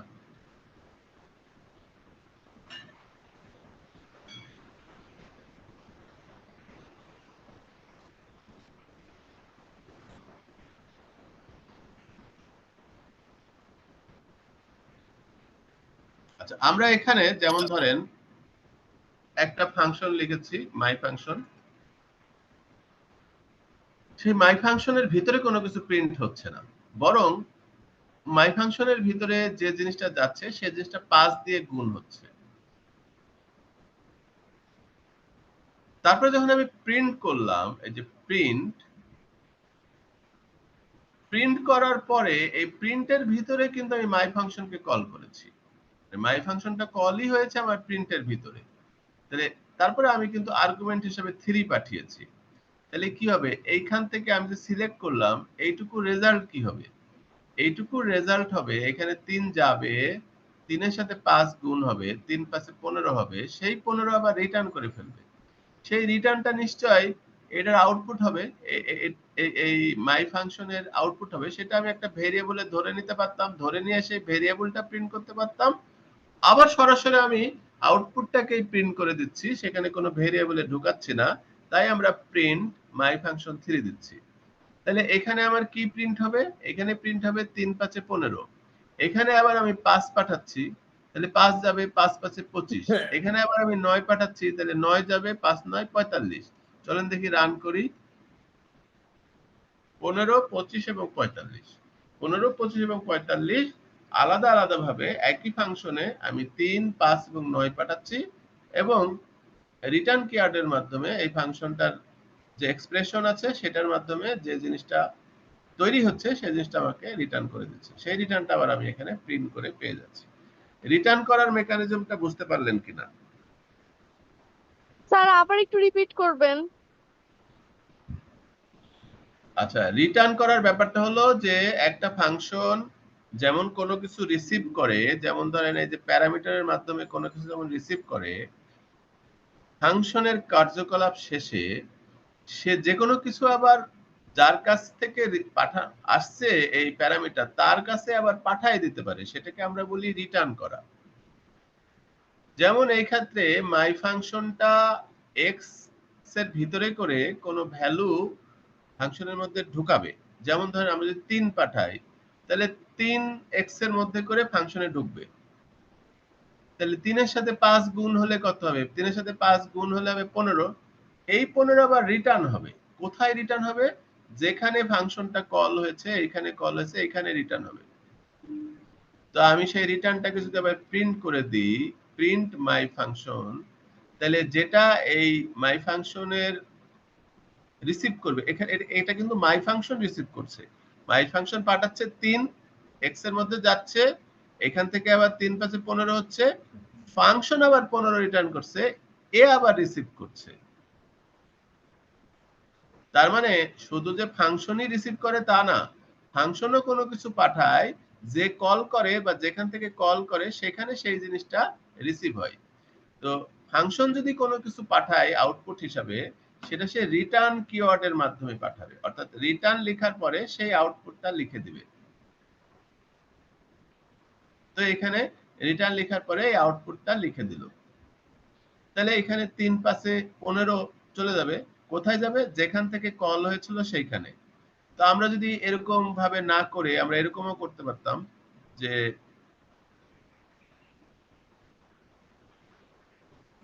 এটাকে মনে করেন আমি একটা এক্স এর মধ্যে রিটার্ন ভ্যালুটাকে রিসিভ করলাম, মানে ফাংশন রিটার্ন করছে 15, সেই 15টাকে আমি রিসিভ করলাম এই এক্স এর মধ্যে, তারপরে আমি এক্সটাকে প্রিন্ট করলাম। তাহলে কি হবে? এই যে দেখেন, এখান থেকে 3 গেল, 3 এখানে এক্স এর মধ্যে গেল, 3 5 15 হলো। সো 15 রিটার্ন করলো, সেটা আবার এক্স এর মধ্যে ধরা পড়লো, সেই এক্সটাকে আমি এখানে প্রিন্ট করলাম, মানে আলটিমেটলি 15 প্রিন্ট করলাম। তো এটা এভাবেও করতে পারি যে এর রিটার্নটা কোনো ভেরিয়েবলে না রেখে সরাসরি এইটা যদি আমি এখানে দিতাম, তাহলে এর যে আউটপুটটা, অর্থাৎ এর যেটা পাবে প্রাপ্তিমান, সেটাই প্রিন্ট করে দিবে, কোনো ভেরিয়েবলে ঢোকানোর দরকার পড়বে না, এই ক্ষেত্রে ডাইরেক্ট হয়ে যাচ্ছে। সো এখানে কি হচ্ছে? আর্গুমেন্ট পাঠানো হচ্ছে, প্যারামিটারে রিসিভ হচ্ছে, আবার ফাংশন কোনো কিছু রিটার্ন করতেছে, যেখান থেকে কল হয়েছিল সেইখানে আবার সেই জিনিসটা রিসিভ হচ্ছে। এই পুরো ব্যাপারটা এখন বুঝতে পেরেছেন? জি স্যার। ওকে, স্যার এখানে একটা প্রশ্ন আছে স্যার। বলেন। স্যার সেটা হচ্ছে স্যার আপনি তো প্রিন্ট 3টা দিয়েছেন এটা, তাই তো? তো স্যার আমি একটা দিলেই এটা পসিবল না? অর্থাৎ ফার্স্ট এর প্রিন্টে যদি আমি ভ্যারিয়েবল গুলো পুট করে দিই তাহলে আমার আউটপুট তো সেম আসার কথা। আপনার প্রশ্ন বুঝি নাই, বলেন তো কি? আমি 3 বার কল করছি, আপনি একবার কল করতে চান? জি, অর্থাৎ প্রিন্ট আমি আউটপুট হচ্ছে সেম আসবে, আর প্রিন্ট আমার একবারই করে কি সেম আউটপুট আসা সম্ভব কিনা? মানে মানে একটাতেই কল করবো স্যার, প্রিন্ট যেটা মাই ফাংশন 3 দেয়া আছে, দেন কমা মাই ফাংশন 5, দেন কমা মাই ফাংশন 9, এই টাইপের হলে কি আমার আউটপুট সেম রেজাল্ট আসবে কিনা? আসবে না কেন? এটা তো আলাদা আলাদা ভ্যালু। এটা একবার কল করছেন, এখানে আবার কল করে এখানে 5 দিবেন, এই তো? জি জি জি এটা বলতে চাচ্ছেন? জি জি জি না, সমস্যা কি? সমস্যা তো কিছু দেখছি না আমি এখানে। আপনি হয়তো হ্যাঁ। এবারও তো সেই 2 বারই কল করলেন, এবারও তো 3 বারই কল করলেন। আপনি যদি আবার মাই ফাংশন 9 দেন, আপনি একবার কোথায় কল করতেছেন? আপনি তো 3 বারই কল করতেছেন। প্রিন্টটা হয়তো এক প্রিন্টের মধ্যেই 3টা ঢুকাইলেন। এটা না হওয়ার তো কিছু নাই। আপনি কি এভাবে করতে পারেন না যে প্রিন্ট লিখে আপনি মনে করেন প্রিন্ট লিখে আপনি এক এ দিলেন, কমা বিবি দিলেন, এটা একটা ওয়ে। আবার বলতে পারেন যে প্রিন্ট এ,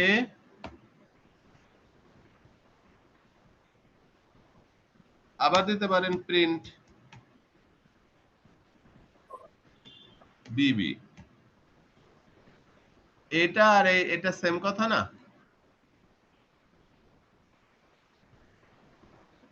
হ্যালো, জি স্যার, থ্যাংক ইউ স্যার। হ্যাঁ। তো না, আপনি আসলে কিন্তু জি, হ্যাঁ? শোনেন তো, আসলে উনি মনে হয় বলতে চাচ্ছে যে মাই ফাংশন একবার লিখবো, দিয়ে আমরা 3,5,9 দিব, সেক্ষেত্রে কি হবে? সেটা বলতে চাইলে তুমি বলতেন, থ্যাংক ইউ বলার আগেই সেটা বলে বলেন তো, আপনি কি তাই চাচ্ছেন যিনি প্রশ্ন না, করেছিলেন। আমি যেটা করেছি স্যার, আপনি যেটা আনসার দিচ্ছেন সেটাই, উনি যেটা, ওটা তো হবে না, ওইটা হচ্ছে আমার বিষয়। আচ্ছা, এখন আপনি ওটা নতুন করে যদি বলে থাকেন তাহলে সেটাও আপনাকে দেখায়, সেটা হবে না। আপনি যেটা বললেন না, এখন, এটা আমি জানি হবে না, আমি ওই জন্য বলছি। হ্যাঁ, না উনিও এটা বলে নাই আসলে। ওনার আচ্ছা। কথাটা আমি বুঝতে পেরেছি, উনি এটা বলে নাই, উনি এটাই বলতে চেয়েছেন। যাই হোক, এখানে আপনাদের কাছে আমার একটা প্রশ্ন হচ্ছে যে এই দুইটা কি আসলেই এক? এইটা আর এইটা লিখা আসলেই এক? আসলে এক না। নিউ লাইনে যাচ্ছে। রাইট, নিউ লাইনে যাচ্ছে। এটাতে কিন্তু নিউ লাইনে যাচ্ছে না। দেখেন আমরা যদি রান করি, এটাতে কিন্তু একই লাইনে হচ্ছে, এখানে কিন্তু নিউ লাইনে যাচ্ছে। এখন আপনাদের কি প্রশ্ন আসে না যে এখানে কেন নিউ লাইনে যাবে? কারণ আমি কি নিউ লাইন প্রিন্ট করেছি? আমি তো নিউ লাইন প্রিন্ট করি নাই। সে তো আমার কমান্ড ফলো করবে। আমি যে কমান্ড করব তার একটা ডটও সে বেশি দিবে না। তাইলে আমি প্রিন্ট এ দিয়েছি, সে প্রিন্ট এ করবে, তারপরে প্রিন্ট বিবি দিয়েছি, তারপরে তার পাশেই প্রিন্ট বিবি করবে। কেন সে নিউ লাইনে যাচ্ছে? এই প্রশ্নের অ্যান্সার কেউ দিতে পারবেন? পাইথনের স্ট্রাকচারই স্যার হয়তো এরকম, যে স্যার প্রিন্ট পরের লাইনে করলে হয়তো পরের লাইনে যাবে। ফাংশন গুলো তো একটার পর একটা লিখে আছে স্যার। দুইটা ফাংশন, আলাদা আলাদা ফাংশন। প্রিন্ট ফাংশন, প্রথম প্রিন্ট ফাংশনটা ফাংশন, এক্সিকিউট হওয়ার পরে সেকেন্ড ফাংশনটা এক্সিকিউট হচ্ছে। তা হোক, তাতে তো সমস্যা নাই। কিন্তু আমার কথা হলো যে প্রিন্ট পাশাপাশি হওয়ার কথা না হয়ে সে নিচে দিচ্ছে। তার কারণ হচ্ছে এই অন্য ল্যাঙ্গুয়েজে আপনি দিয়ে দেখেন, সি তে যদি দেন তাহলে এটা কিন্তু পাশাপাশি হবে, এরকম নতুন লাইন দিবে না। সি তে আপনি যদি এভাবে দুইটা প্রিন্ট লিখলেন ঠিক আছে, কিন্তু এখানে যদি আপনি একটা লাইন দেন এরকম, তার মানে নতুন লাইন দিবে। যতক্ষণ আপনি লাইন না দিবেন ততক্ষণ কিন্তু ও নতুন লাইনে প্রিন্ট করবে না। আচ্ছা, পাইথনের নিয়ম হলো যে পাইথনের এগুলি পরে আছে কিনা আমি শিওর না, পরে আর নাই, এখানে মনে হয় আছে, না পরে আর নাই, তাহলে এটা দেখাই দিই। আচ্ছা, পাইথনের নিয়ম হলো যে এই শেষে কি প্রিন্ট করব সেটা বলে দেওয়া যায়, সর্বশেষে কি প্রিন্ট করব সেটা বলে দেওয়া যায়। ধরেন এ প্রিন্ট করবে, তারপরে কমা দিয়ে আমি বলে দিতে পারি যে এটাকে বলা হয় আপনার এন্ড। এন্ডে প্রিন্ট করো দুইটা হাইফেন, এটা আবার তো বন্ধ রাখি। তার মানে কি? তার মানে সে এ প্রিন্ট করবে এবং তারপরে হাইফেন প্রিন্ট করবে। দেখেন হাইফেন প্রিন্ট করছে। এটাও যদি খোলা রাখি, এই দেখেন এখন কিন্তু আর নিউ লাইন দিল না। আমি কিন্তু দুইটা প্রিন্টে দিয়েছি, এটা একটা প্রিন্ট, এটা একটা প্রিন্ট, কিন্তু এখন কিন্তু নিউ লাইন দিল না, পাশাপাশি হয়ে গেল। তার মানে কি? এই ট্রিপলের শেষে নিউ লাইন প্রিন্ট হচ্ছে না। ট্রিপলের শেষে আমি বলে দিচ্ছি হাইফেন প্রিন্ট হতে, তাই হাইফেন প্রিন্ট হয়েছে, তারপরে কিন্তু প্রিন্ট বিবি হয়েছে। তার মানে নিউ লাইন সে পাচ্ছে না, নিউ লাইন প্রিন্টও করছে না। শেষে কি প্রিন্ট করবে সেটা বলে দিতে হয়। তো আমি যদি বলে দিই যে শেষে নিউ লাইন প্রিন্ট করো, তাহলে নিউ লাইন প্রিন্ট করবে। এই যে নিউ লাইন প্রিন্ট করছে। এখন আমি যদি এটা নাও বলি শেষে নিউ লাইন প্রিন্ট করো, তবুও বাই ডিফল্ট এই কোডটা পড়ে যায়। মানে শেষে নিউ লাইন প্রিন্ট করো এটা বলি বা না বলি, এটা বাই ডিফল্ট থাকে।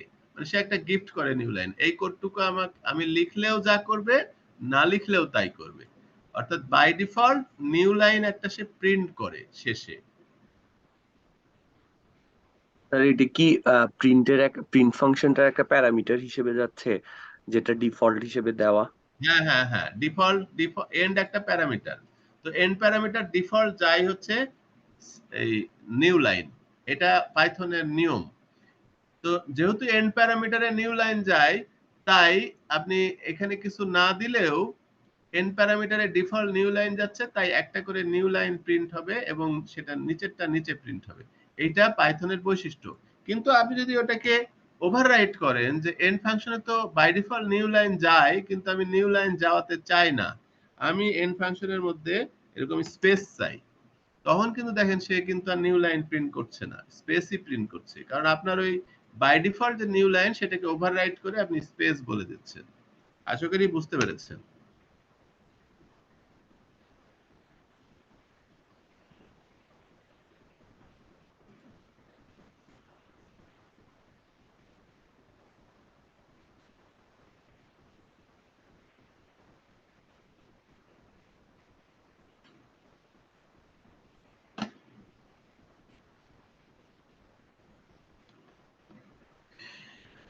আচ্ছা, আপনাদের আগে বলেছি কিনা আমি শিওর না, হয়তো বলেছি।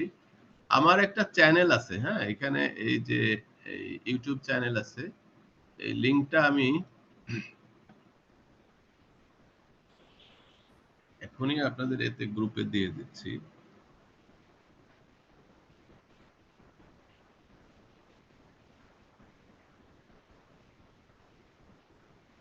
এই চ্যানেলটা তৈরি করার মানে সবথেকে বড় উদ্দেশ্য হলো, আমি যখন এই ক্লাস নেওয়া শুরু করি মূলত তার পরের থেকে এই চ্যানেলটা আমি তৈরি করেছি। এটার একটা বড় কারণ হচ্ছে যে টু বি অনেস্ট সবকিছু আমি আপনাকে ক্লাসে কভার করতে পারবো না। ক্লাসে কেন কভার করতে পারবো না? কারণ ক্লাসের সময় রেস্ট্রিক্টেড আছে, ক্লাসও রেস্ট্রিক্টেড। তা আমি পাইথন নিয়ে যদিও এখনো চ্যানেল তৈরি করি নাই, পাইথন নিয়েও আমার ইচ্ছা, সরি এই হ্যাঁ, কোর পাইথন নিয়ে চ্যানেল আমি এখনো করি নাই, করার ইচ্ছা আছে। আমি সাজিয়ে রেখেছি, প্রায় 50টা 53টা আইটেম হয়েছে। আমি ইনশাল্লাহ শুরু করব। তবে অন্যান্য ধরেন যখন আমরা পান্ডাস শিখবো, নামপাই শিখবো, মেশিন লার্নিং শিখবো, তখন দেখা গেল যে আমি একটা ক্লাসে নামপাই শেষ করে দেব, কিন্তু একটা ক্লাসে নামপাই শেষ করানো পসিবল না। বলবেন কেন একটা ক্লাসে করবেন? আপনি 5টা ক্লাস ধরে নামপাই করান, তাহলে 5টা ক্লাস ধরে যদি নামপাই করায় তাহলে আপনার আর অন্য কিছু শেখা লাগবে না। দেখা গেল 4 মাসের জায়গায় 6 মাস 1 বছর আমাকে বাড়াইতে হবে। সেটা তো আর সম্ভব না, আমাদের তো টাইম লিমিটেড। কিন্তু আমি আবার আপনাদের শিখাইতেও চাই সবকিছু। সেই জন্য এই চ্যানেলে নির্দিষ্ট প্লেলিস্টের মাধ্যমে আমি সেই বাড়তি জিনিসগুলি এখানে থাকবে, আপনারা এই চ্যানেল দেখে দেখে সেগুলি শিখে নেবেন। আচ্ছা, তো সেরকমই এখন একটা জিনিস যেমন আমি বলছি যে যেটা হচ্ছে আপনার যে ডক স্ট্রিং, হ্যাঁ, এই যে এটাকে বলা হয় ডক স্ট্রিং। ডক স্ট্রিং কি জিনিস আমি খুব সংক্ষেপে বলবো, কিন্তু ডিটেলস কিন্তু আমার এই চ্যানেলে এই যে একটা প্লেলিস্ট আছে, you may you may not know, অনেক কিছু আছে আপনি হয়তো ক্লাসে কভার করতেছে না। এই ক্লাসে যেগুলি কভার করতেছে না সেগুলি এখানে আছে, এগুলি আপনারা একটু কষ্ট করে দেখে নিন। তার মধ্যে যে ডক স্ট্রিং আছে প্রথমে, ডক স্ট্রিং নিয়ে ডিটেলস এখানে বলা আছে। তো ডক স্ট্রিং কি জিনিস?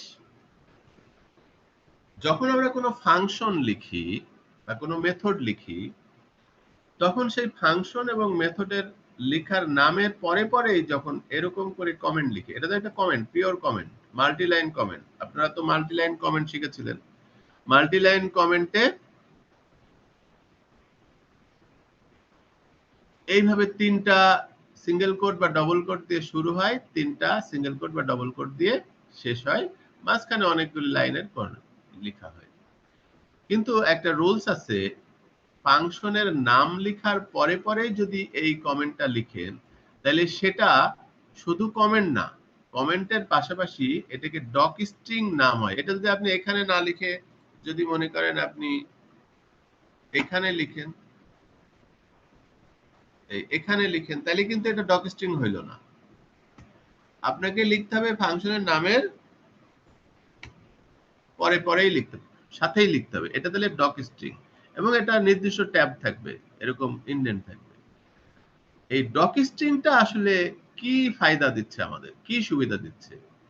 ডক স্ট্রিং এর সুবিধা হলো কোনো ফাংশনের ডেসক্রিপশন আমরা কিন্তু আলাদা করে দেখতে পারি। কমেন্টকে কোনোদিন প্রিন্ট করে না, কমেন্ট কিন্তু ইগনোর করে সবসময়, জেনে থাকবেন যে কমেন্ট মানে সেই কমেন্টটা হলো ইগনোর করে। কিন্তু দেখেন এখানে কমেন্টটাকেই আমি প্রিন্ট করতে পারি কিভাবে? এখন এই অ্যাড এর ডকটাকে প্রিন্ট করো তাই বলতেছি। তার মানে দেখেন সে ডকটাকে, অর্থাৎ this is take 2 parameter, this will take 2 parameter, return value is integer, এটি কিন্তু এই ডক স্ট্রিংটা। সো কেন দরকার? অনেক সময় এই একটা ফাংশনের কাজ কি, সে ফাংশনে কি রিসিভ করে, কি আপনার রিটার্ন করে, সেই ব্যাপারগুলি আমাদের জানার প্রয়োজন হয়। এই কোডটা তো আমরা দেখতে পাবো না, এটা না হয় আমার নিজের কোড বলে আমি দেখতে পাচ্ছি, কিন্তু আপনি যদি এই ফাংশনটা কাউকে ব্যবহার করতে দেন, সে যদি অন্য কোথাও থেকে এটারে কল করে, সে তো বুঝবে না যে এর মধ্যে কি পাঠাইতে হবে আর কি রিটার্ন পাবো।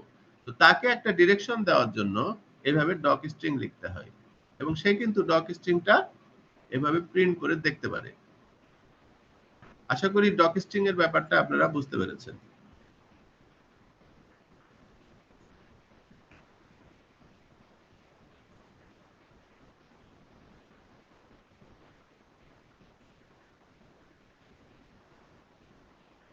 এবার আমরা শিখব ল্যামডা ফাংশন। ল্যামডা ফাংশন হচ্ছে অ্যানোনিমাস ফাংশনও বলে, নাম ছাড়া ফাংশন আর কি, যে ফাংশনের কোনো নাম নাই। আচ্ছা, সাধারণত সিঙ্গেল লাইন এক্সপ্রেশন যদি হয়, মানে শর্টকাটে কোনো ফাংশনের প্রয়োজন হলে আমরা এই ল্যামডা ফাংশন ইউজ করে থাকি। নাম ছাড়া ফাংশন হলে আবার কল করব কি করে? কল করতে গেলে তো আমাদের একটা নাম লাগবে, তাই না? ইন্টারেস্টিং ব্যাপার, চলেন আমরা দেখি। যেমন ধরেন এইটাকে আমরা কোডের মধ্যে দেখি।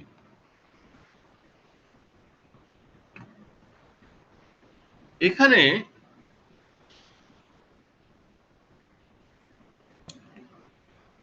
ল্যামডা এ প্লাস 10। আচ্ছা, আমার ফাংশন কিন্তু এইটুকু, ল্যামডা এ প্লাস। এখানে ল্যামডার পরে যেটা থাকে, অর্থাৎ কোলনের আগে যেটা থাকে, সেটা হলো প্যারামিটার,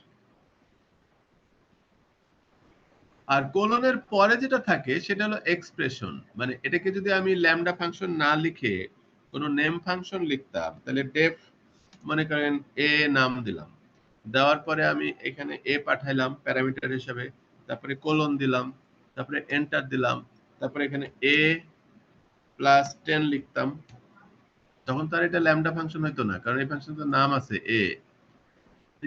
এই জিনিসটাকেই কিন্তু এইভাবে আমি লিখলাম। পার্থক্য কি? পার্থক্য এই ফাংশনের নাম আছে আর এই ফাংশনের কোনো নাম নাই। ল্যামডা কিন্তু কোনো নাম নাই, এটা একটা কিওয়ার্ড। আচ্ছা, তাহলে এই ফাংশনকে তো আমি ইজিলি কল করতে পারি। কি করে? আমি যেখানে কল করব সেখানে এ লিখে এই প্যারামিটারটা দিলেই, ধরেন এখানে এ সমান যদি আমি 5 পাঠাই, তাহলে এখানে কি করবে? 5 আর 10 এ 15 হবে। আমি যদি এটা প্রিন্ট করি,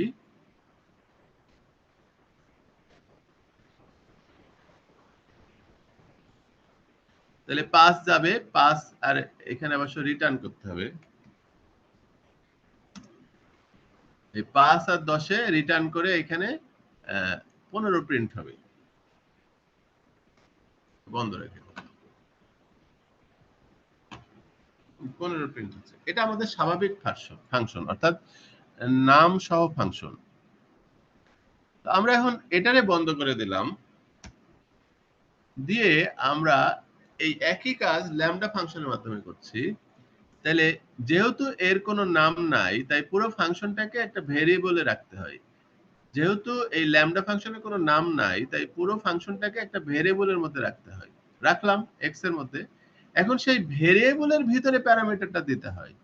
তাহলে এক্স এর মধ্যে আমি 5 দিলাম, তাহলে এইখানে 5 যাবে, 5 আর 10 এ 15 হবে, এবং এই এক্স এর মধ্যে যেটা আমি দিলাম সেই এক্স এর মধ্যে আবার সেটা রিটার্নও হবে। 15 রিটার্ন হয়ে এখানে এসে আমি পাবো, আউটপুট হিসেবে পাবো, এবং সেটা প্রিন্ট হবে। চলেন দেখি।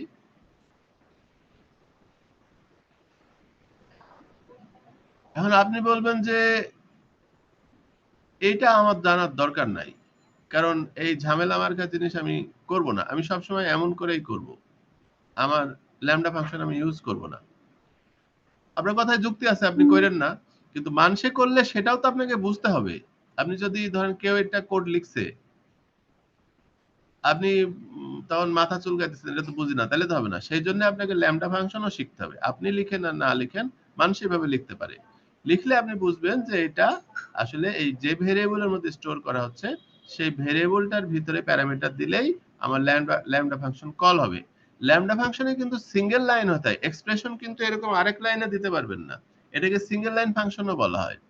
তো শর্টকাট অনেকে এইভাবে ল্যামডা ফাংশনের মাধ্যমেও কাজ করে, ছোট ছোট জিনিসগুলি ল্যামডা ফাংশনের মধ্যে লেখা যায়। আরেকটা এক্সাম্পল দেখি।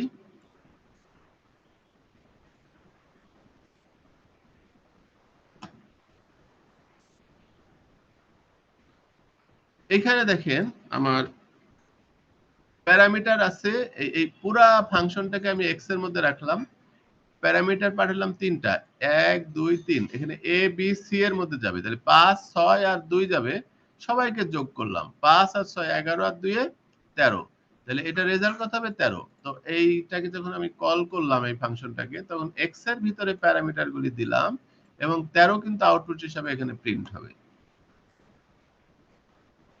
হইল। আরো একটা আছে দেখি আমরা।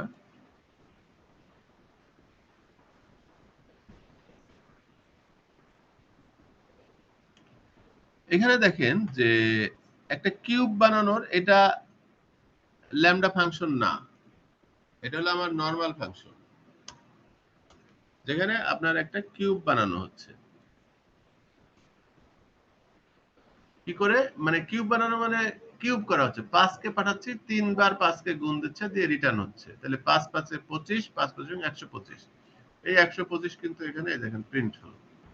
এটা তো নরমাল ফাংশনের মধ্যে হলো, এটা বাদ দিলাম। এখন এই জিনিসটা আমি ল্যামডা ফাংশনের মাধ্যমে করব, তাহলে কিভাবে করব?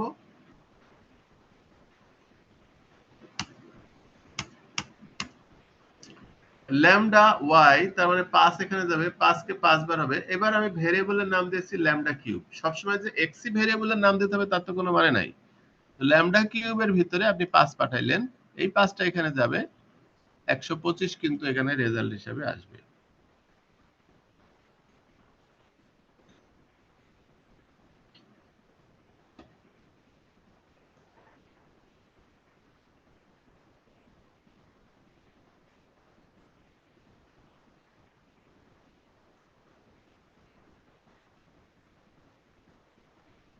এখন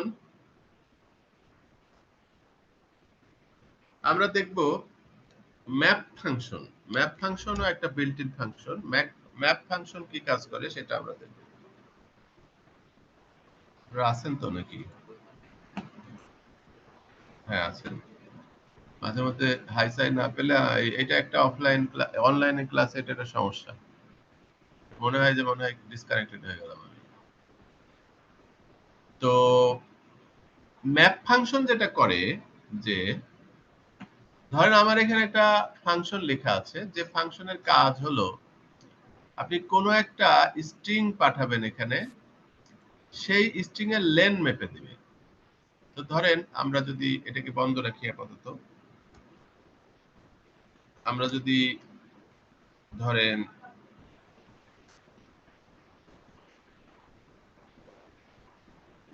এরকম একটা স্ট্রিং পাঠাই, স্ট্রিং পাঠানোর পরে যদি ও এই আমার ফাংশনের নামই তো লিখলাম না, মাই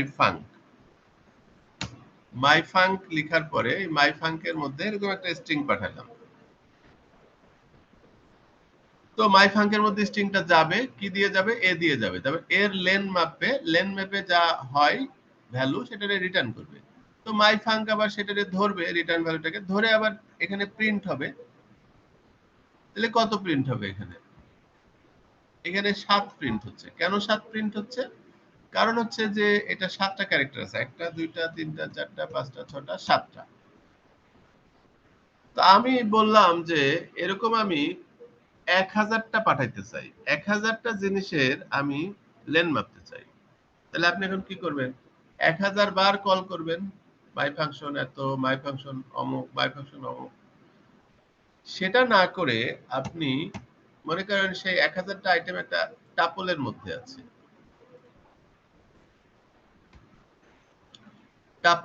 আছে, কিংবা একটা লিস্টের মধ্যে আছে, ধরেন আমি লিস্টই বলি এটারে।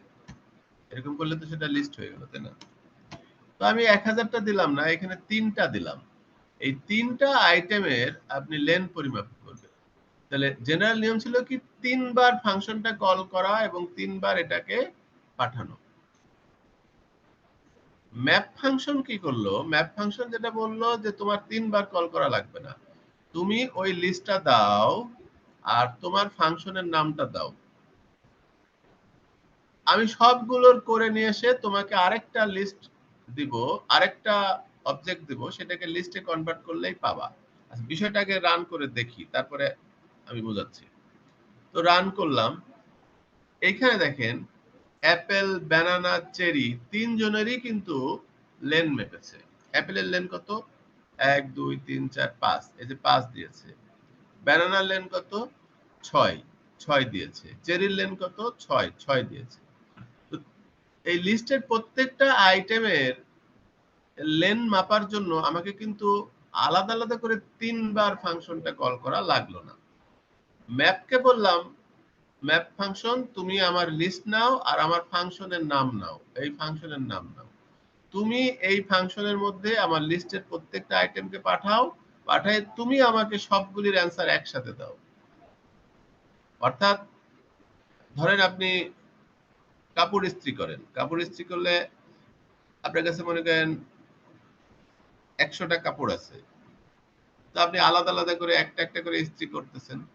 এখন ম্যাপ এমনই একটা জিনিস, এই ম্যাপকে 100টা কাপড়ও দিয়ে দিলেন, আপনার কাপড় ইস্ত্রি করার ওই মেশিনটাও দিয়ে দিলেন। ম্যাপ নিজেই ওই মেশিন এবং কাপড়গুলো নিয়ে ইস্ত্রি করে সুন্দর করে 100টা রেজাল্ট আপনাকে দিয়ে দিবে। এইটা হলো ম্যাপ ফাংশন।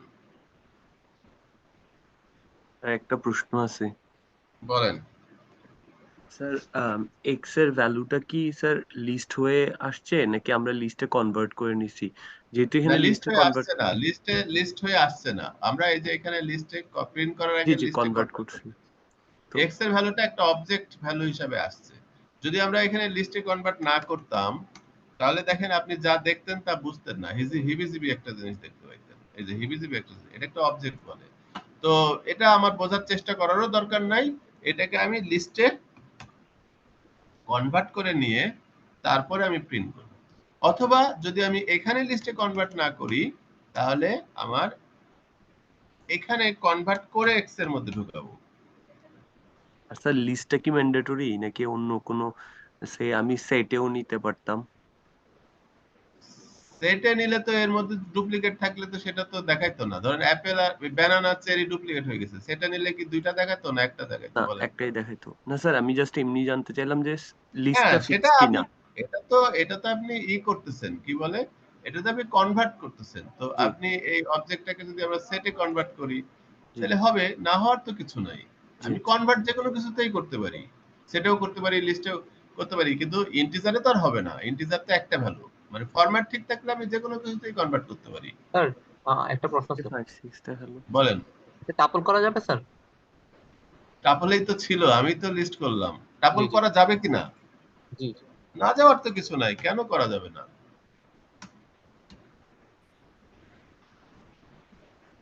টাপল হয়ে গেল, সবকিছুতে কনভার্ট করতে পারবেন আপনি, যদি সেটা ফরম্যাট মনে করেন এই কমা কমা ভ্যালু তো ফরম্যাট সাপোর্ট করছে। এখন আপনি বললেন যে আমি এটা ইন্টিজারে কনভার্ট করব, তাইলে তো আর হবে না। ইন্টিজারের ফরম্যাট আর এটার ফরম্যাট কি সেম? তা তো না। সো ফরম্যাট সাপোর্ট করতে হবে। আর আপনি বললেন, আপনি জোর করে বললেন আমি ইন্টিজারে কনভার্ট করব, তাহলে তো এরর দিবে। কিন্তু টাপলের ফরম্যাট, লিস্টের ফরম্যাট, সেটের ফরম্যাট সব সেম না, সেই জন্য হচ্ছে। তো জিনিসটা বুঝতে পেরেছেন কিনা? Sir thank you. এটা বলেন। ক্লিয়ার। স্যার আমি অ্যাপেল আর বানানা এই দুইটা হচ্ছে আমি স্কিপ রাখবো। আমার হচ্ছে এক্স এর ভেরিয়েবলের ভিতরে আর কি স্ট্রিং থাকা অবস্থায় আমি এই দুটোকে হচ্ছে স্টপ রাখবো। আমি শুধু চেরির হচ্ছে আউটপুটটা চাই, সেক্ষেত্রে আমার কমেন্টটা কি হবে? আপনি চেরির আউটপুট চাইলে তো আর এত কষ্ট করার দরকার নাই। আপনি তো তখন এভাবে লিখবেন যে প্রিন্ট, আপনার ফাংশনের নাম কি, মাই ফাঙ্ক, তার মধ্যে পাঠাবেন কি, পাঠাবেন হলো যে এই লিস্টের তো একটা নাম আছে, ধরেন আমি এই লিস্টের একটা নামও দিতে পারি, আগে নাম বানায় নেবেন। ধরেন আপনি এ দিলেন লিস্টের নাম, এখানে তো এ দিচ্ছিলেন তাই না, মানে আলটিমেটলি আগেরটার পরেরটা সেমই হইলো, লিস্ট তো টাপল হইলো আর কি। ভুলটা কোথায় হচ্ছে, এই যে লিস্ট করার পরে লিস্টে কনভার্ট করছি, এ দিচ্ছি, এইখানে ভুল হচ্ছে, এই যে প্রিন্ট। আচ্ছা এটা তো আর দরকার নেই, এটা মুছে দিলাম। আচ্ছা তাহলে আমরা এখন কি করছি, এখন তো এ দিছি মানে সবগুলি দিয়েছি, তো সবগুলি সে বানাচ্ছে, বানায় সবগুলি আমাকে দেখছে। আর আপনি বলছেন যে আমি সবগুলি পাঠাতে চাই না, আমি শুধু চেরি পাঠাতে চাই। তো চেরি পাঠাতে চাইলে আপনি এই ম্যাপ ফাংশনে না করেও করতে পারেন। আপনি যদি প্রিন্ট এই মাইফাঙ্ক দিয়ে মাইফাঙ্কের ভিতরে আপনি কি পাঠাবেন, এ চেরি কত নাম্বার পকেটে আছে, 012 2 নাম্বার পকেটের জিনিসটাকে আপনি পাঠাচ্ছেন।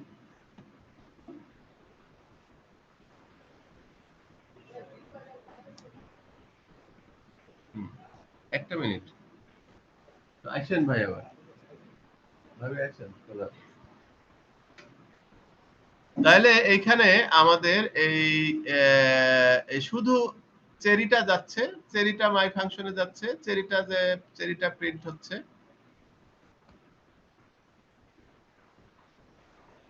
ছয় হলো, বুঝতে পেরেছেন? এটা তো আমরা করেছি, কিন্তু এক্স ইকুয়ালস টু যে আমাদের কমান্ডটা দেয়া, এটার ভিতরেও তো স্যার পসিবল, আশা রাখি। আপনার কথা বুঝি নাই, কি বলতে চাচ্ছেন? ম্যাপ ফাংশনের মধ্যে পসিবল কি না নাকি? স্যার জি না স্যার, মাই ফাংশনের আমরা যখন কল করলাম অ্যাপেল বানানা এন্ড চেরি, তো সেখানটাতেও হচ্ছে আমরা চাইলে স্যার স্কিপ রেখে দেন হচ্ছে যে কোনো একটাকে কনভার্ট করতে পারি আউটপুটে, সেটাও সম্ভব আর কি স্যার, ইনশাআল্লাহ।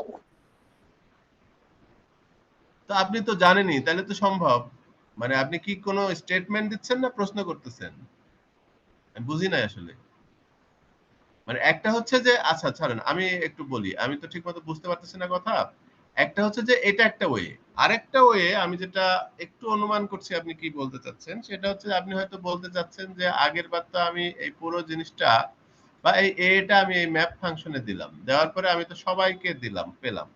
এখন আমি এইখানে সবাইকে না পাঠায়ে আমি শুধু a.0 কে পাঠাবো, সেটা পসিবল কিনা এটা তো আপনি জানতে চাচ্ছেন নাকি? হ্যালো, জি স্যার, এটাই কমান্ডটা, এটাই ছিল। হ্যাঁ এটাই চাচ্ছে। তো এটা দিলে এটা আপনার কি হচ্ছে, এখানে দেখেন আপনি যখন জিরোকে না, আপনি মনে করেন দিচ্ছেন চেরিকে দিবেন, ধরেন 2 কে দিচ্ছেন, তখন চেরি একটা স্ট্রিং হয়ে যাচ্ছে না, তখন তো আর লিস্ট থাকতেছে না। এটা যখন পাঠাচ্ছেন এটা একটা স্ট্রিং হয়ে যাচ্ছে না, তাহলে স্ট্রিং এর প্রত্যেকটাকে সে পাঠাবে। ম্যাপের কাজ কিন্তু মানে অনেকগুলিকে পাঠানো। আপনি তখন তো ম্যাপ ফাংশন ইউজ করা আপনার বোকামি হবে, কারণ ম্যাপ ফাংশন মানেই আপনি অনেকগুলি পাঠাবেন। আপনি শুধু চেরিকে ম্যাপের মধ্যে দিলে সেই চেরিটা তখন হয়ে যাচ্ছে কি একটা স্ট্রিং হয়ে যাচ্ছে। তখন সেই স্ট্রিং এর মধ্যে একটা, দুইটা, তিনটা, চারটা, পাঁচটা, ছয়টাকে 6 বারে পাঠাচ্ছে, তাই 6টা 1 দেখতে পাচ্ছেন। আমার মনে হয় বুঝতে পেরেছেন। Sir thank you.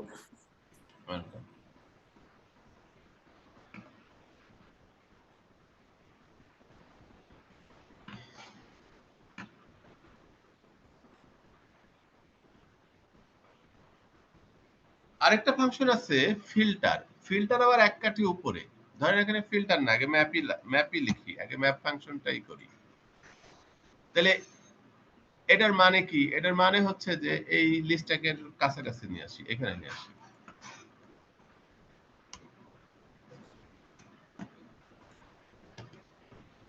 এটার মানে হচ্ছে যে এই মাইফাঙ্কের মধ্যে এই প্রত্যেকটাকে পাঠাবে, এজের মধ্যে যা আছে প্রত্যেকটাকে পাঠাবে। পাঠানোর পরে যা রেজাল্ট হবে সেই রেজাল্টকে লিস্ট আকারে অ্যাডাল্টস এর মধ্যে রাখবে। তাহলে কি রেজাল্ট হবে? 5 যদি যায় এখানে, 5 এর জন্য এখানে কম্পেয়ার করবে 5টা কি 18 এর চেয়ে ছোট না বড়? ছোট, তাহলে ফলস রিটার্ন করবে। এটার জন্য ফলস, এটার জন্য ফলস, এটার জন্য ফলস, এই তিনটার জন্য কিন্তু ট্রু। অর্থাৎ কারা কারা অ্যাডাল্ট আর কারা কারা অ্যাডাল্ট না, সে এইগুলো মনে করেন এজ, সে কিন্তু বলে দিচ্ছে। তার মানে এখানে 3টা ফলস হবে আর 3টা ট্রু হবে বেসড অন দিস শর্ত। ইফ এক্স যদি 18 থেকে ছোট হয় তাহলে ফলস, আর না হলে ট্রু হবে। তাহলে এখানে এই 3টা হলো ট্রু হবে, 3টা হলো ফলস হবে। তো ম্যাপ ফাংশন একসাথে 6টা জিনিস পাঠাচ্ছে, 3টা ফলস 3টা ট্রু রেজাল্ট পাচ্ছে এবং সেটা এখানে প্রিন্ট করে দিচ্ছে। চলেন দেখি। 3টা ফলস 3টা ট্রু এখানে প্রিন্ট করে দিচ্ছে। আচ্ছা, এখন আমি ম্যাপের বদলে এখানে যদি ফিল্টার লিখি, ফিল্টার ফাংশন কি করে, ও এই জিনিসগুলিকে ফিল্টার, অর্থাৎ যেগুলি ফলস আছে সেই ফলস গুলি মেন জিনিসটাকেই সে প্রিন্ট করে, এই এজটাকেই প্রিন্ট করবে ফিল্টার, কিন্তু ফলস গুলিকে প্রিন্ট করবে না, শুধু ট্রু গুলিকে প্রিন্ট করবে। অর্থাৎ ফিল্টার করলে সে ফিল্টার করে দিচ্ছে, অর্থাৎ 18, 24, 32 এই ফিল্টার হয়ে অ্যাডাল্টস এর মধ্যে চলে আসতেছে। তাহলে ফিল্টার এক কাঠি উপরে সে, তবে ফিল্টার ফাংশনের আউটপুট অবশ্যই ট্রু ফলসে হতে হবে, নাহলে কিন্তু ফিল্টার ফাংশন কাজ করবে না। এখানে ফিল্টার ফাংশনের আউটপুট ট্রু ফলসে হলো, 3টা ফলস 3টা ট্রু হলো, তারপর সে এজের মধ্যে ওই ট্রু ফলস চালাইলো, চালানোর পরে যেগুলি যেগুলি ট্রু সেগুলিকে অ্যাডাল্টস এর মধ্যে ঢুকাই দিল। তো 18, 24, 32 ছিল, সেটাকে এখানের মধ্যে দিল। তো যাই হোক, এই ফাংশনগুলি একটু একটু জটিল মনে হইতে পারে, এগুলি আমাদের তেমন ব্যবহারও হবে না, তারপরে জেনে রাখা ভালো, সেজন্যই আর কি বললাম। তো এখানে কি ট্রু গুলো শুধু প্রিন্ট হবে, মানে ফলস তো প্রিন্ট হবে না ফিল্টারের ক্ষেত্রে? সরি স্যার, ফিল্টার ফাংশনের ক্ষেত্রে শুধু ট্রু গুলোই মানে প্রিন্ট হবে? রাইট, ফিল্টারে সবসময় যেগুলি ট্রু সেগুলি প্রিন্ট হয়, ফলস গুলি আচ্ছা, হবে না। হ্যাঁ, আচ্ছা। ধরেন এখানে যদি আমরা আরো এদেরকেও ফলস বানাই দিই, 18 বাদ দিয়ে যদি আমরা 8 করে দিই, 24 বাদ দিয়ে যদি 4 করে দিই, 32 বাদ দিয়ে যদি 2 করে দিই, তাহলে সবাই তো ফলস। তাহলে এখানের মধ্যে ট্রু কিছু নাই, তাই আসলে কিছুই প্রিন্ট হচ্ছে না। দেখেন ফাঁকা, এটা অ্যাডাল্ট হয়ে গেছে, ফাঁকা। আশা করি বুঝতে পেরেছেন।